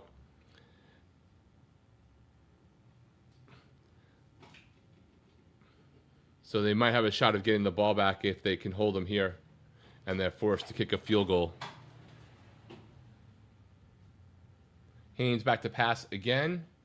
Completed. Out of bounds, but I want to say he's a half yard shy. It would be a very ballsy play if they are short. I mean, it's going to be inches short. I don't know about that mark. I thought he was a little bit further back, but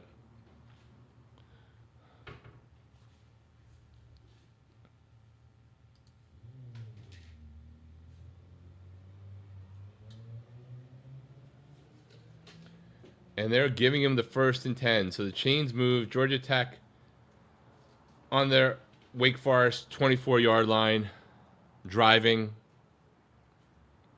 Meanwhile, the Illini is 2nd and 4.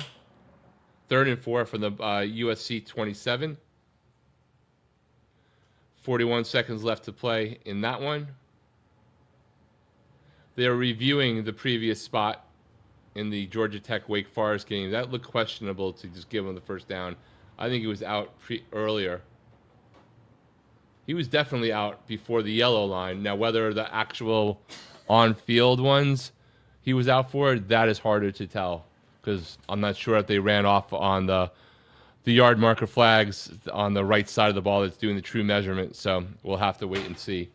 Huge spot. It's really clear where he stepped out, though.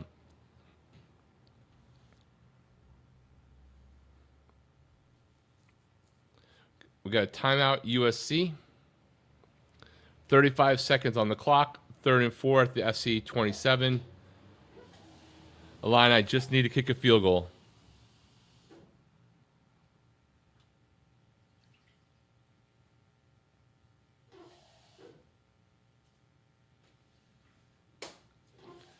They are reviewing the spot.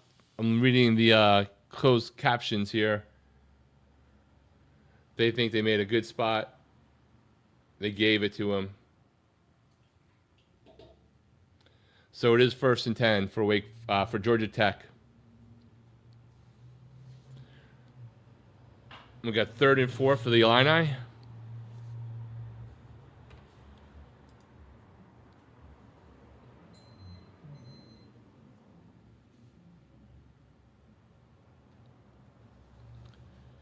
And the Illini call a timeout. They still have 2 left. All right, Georgia Tech on their own, on the Wake Forest 23. 50 seconds left to go. Georgia Tech has no timeouts left, so they got to be careful to be able to get a field goal team on. Though we saw what they did in the Clemson game. So they run it up the middle. Gain of 5. Clock running, 42 seconds, under 40. 2nd and 6.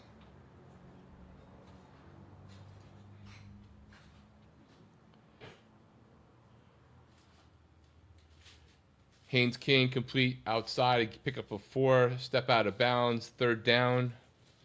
Altmaier just needs to go slide down whatever hash they wanted to kick from.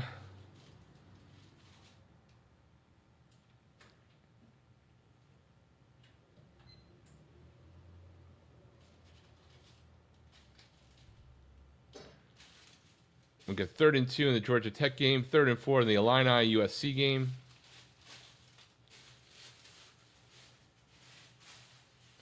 Wake Forest stops them behind the line. So it's going to be 4th and 5. 22 seconds left. They're going to have to rush everybody off, do what they did in the Clemson game. Get that field goal team in. Wake Forest not using the timeout, letting them rush it in. Maybe ice them, who knows.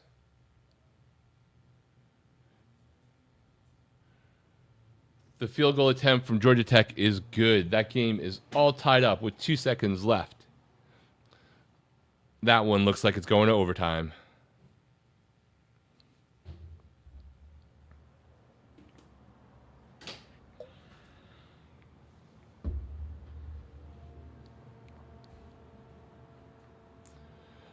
All right, we got 4th and 1 for the Illini.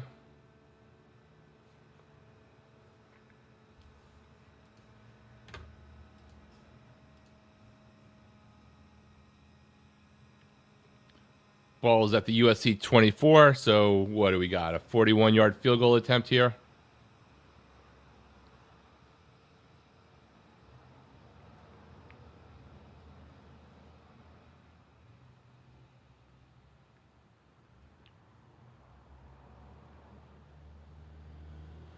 Poor Wake Forest student section on the hill, like Virginia, behind a rope, all ready to rush the field, I think, but they're going to have to wait a little bit longer to see if that can come to pass.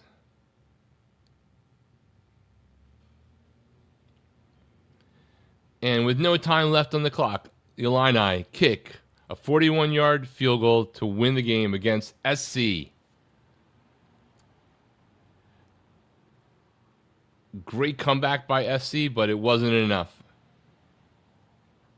Final score, Illini 34, USC 32.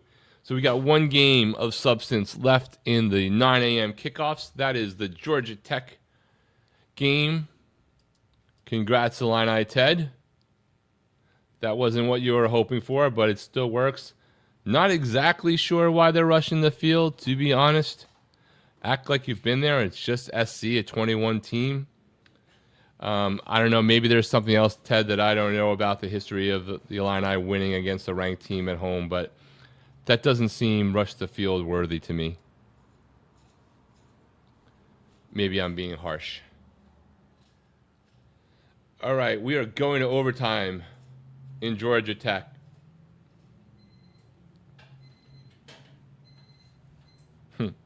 No idea, honestly. Yeah, that seemed a little rough, but good victory for Burt and the Illini. Nice comeback after the throttling that happened last week against the Hoosiers. So we get ready for overtime. Let's take a quick look at the scoreboard as the other early games get underway.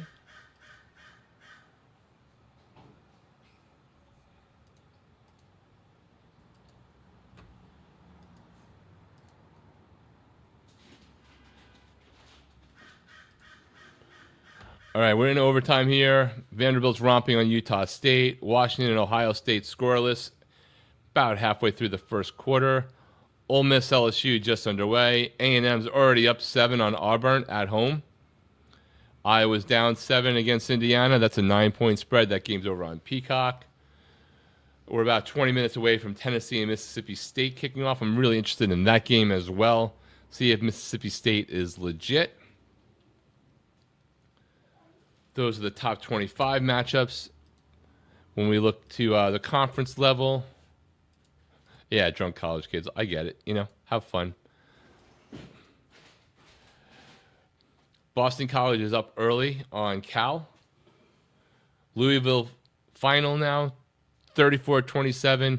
Pitt blows a big lead at home and loses that game. Duke crushes the Fran Browns of the Syracuse Orange. Irony. In the Big 12, Baylor up early on Oklahoma State. We can get used to saying that all year. Utah up 6-0 on West Virginia early in that one. Kansas loses to Cincinnati at home. Kansas State turns it around, beats UCF. A tough week for UCF on multiple fronts. In the Big 10, Northwestern and UCLA is scoreless. Washington, Ohio State, as we said. Oregon, Penn State is later. And Minnesota beat Rutgers.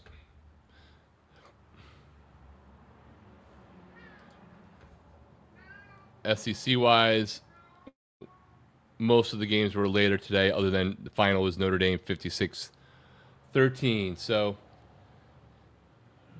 as Tony Elliott didn't know, once you get to the second overtime, the rules change. Third overtime, rules change. Congrats, Ted. Have a good time. Thanks for stopping by. Appreciate it.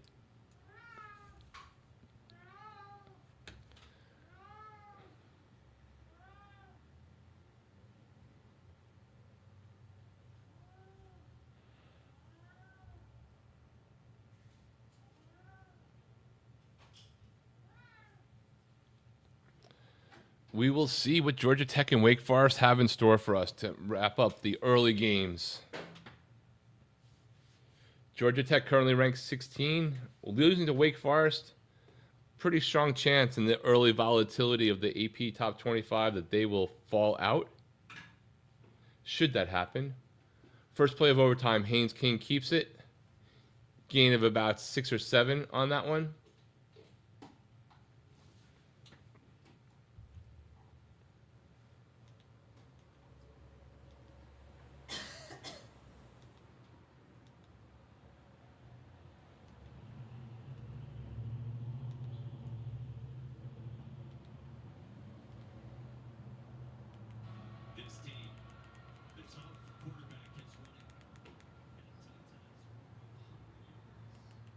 Second and 5 for Georgia Tech.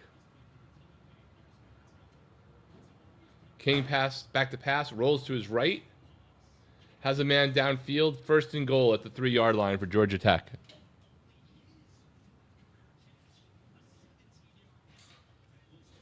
A 17-yard completion to a wide receiver who's only had 4 catches in his career. Or maybe he's a tight end. Don't even know. Anyway, it's first and goal for Georgia Tech at the Wake Forest 3.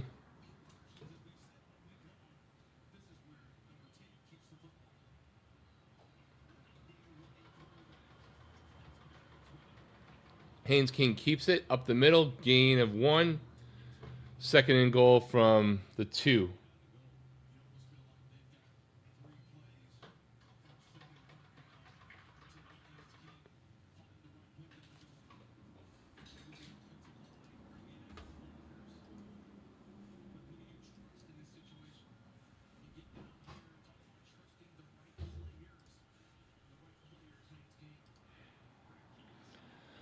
All right, Haynes King back in the shotgun. Keeps the ball again. And is in for a touchdown. Basically tiptoed all the way in there. Wasn't very difficult for him.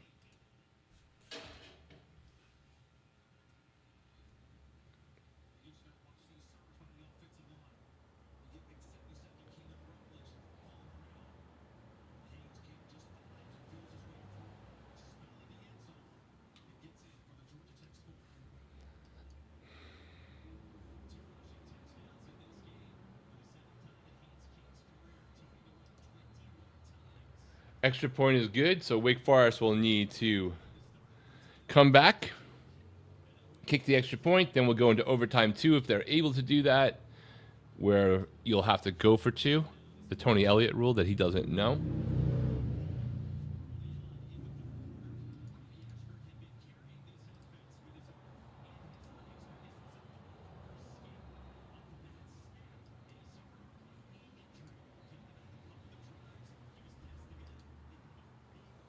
Let's see what Wake Forest can do as we wrap up.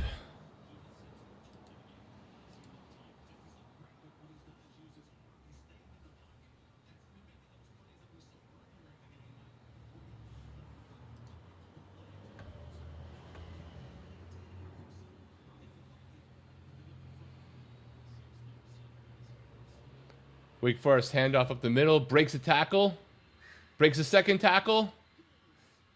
One play. I think he's in for a touchdown. If not, he's going to be out on the 1-yard line. Though Claiborne is hurt. So, immediate answer from Georgia Tech. 25-yard touchdown run. Claiborne's in, but he is out. Down on the ground.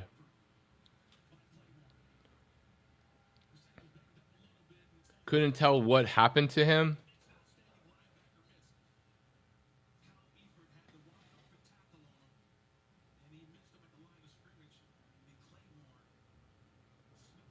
Yeah, no, not really sure what happened to him there. But a tremendous play.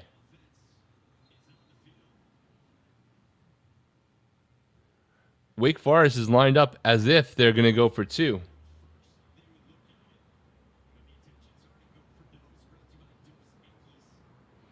So Wake Forest is thinking about ending it right here.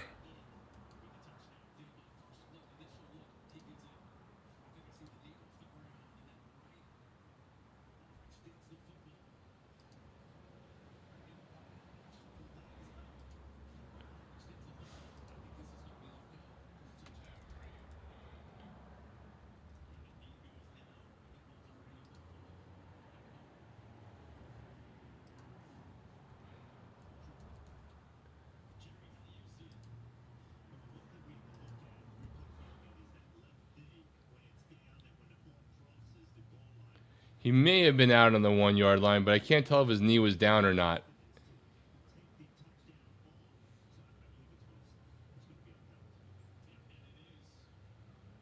Yeah, his knee was just above the 1-yard line as the ball crossed the plane, so that's going to stay.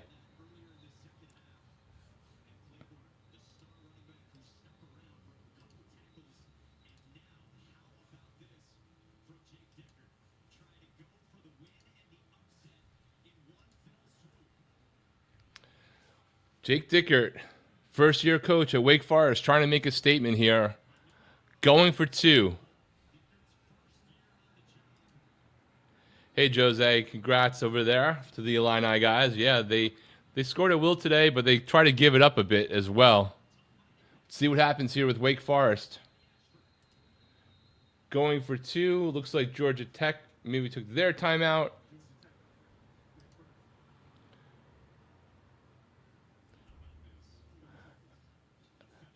I don't know if Lynn's a dud, but he's not having quite the success.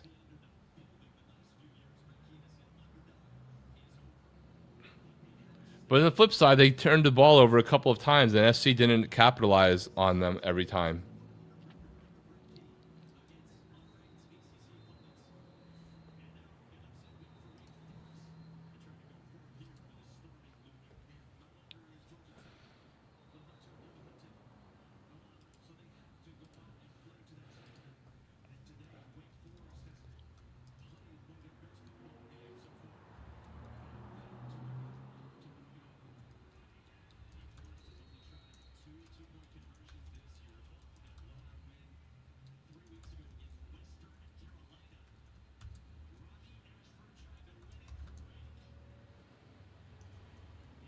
He's got it. I don't know why he's not running the ball in. Oh, my God.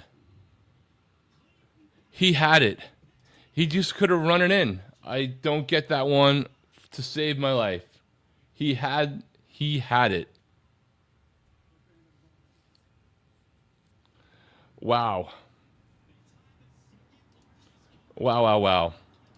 Well, I appreciate everybody joining. I'm going to wrap up, get into the other afternoon games. If you're looking to watch another stream with a live stream for the afternoon games, peek around the corner over on YouTube, Greg Flugar. Link if you're in the chat. You can check it out if you're over on X and Twitter. Check him out on his YouTube channel. I know he'll be doing the games that are currently running right now. Once again, if you're in the chat before you go, please hit like on this. Please subscribe if you consider doing that. We greatly appreciate it. With that, I'm going to wrap this up as Wake comes so close to a major upset and Georgia Tech escapes with their life.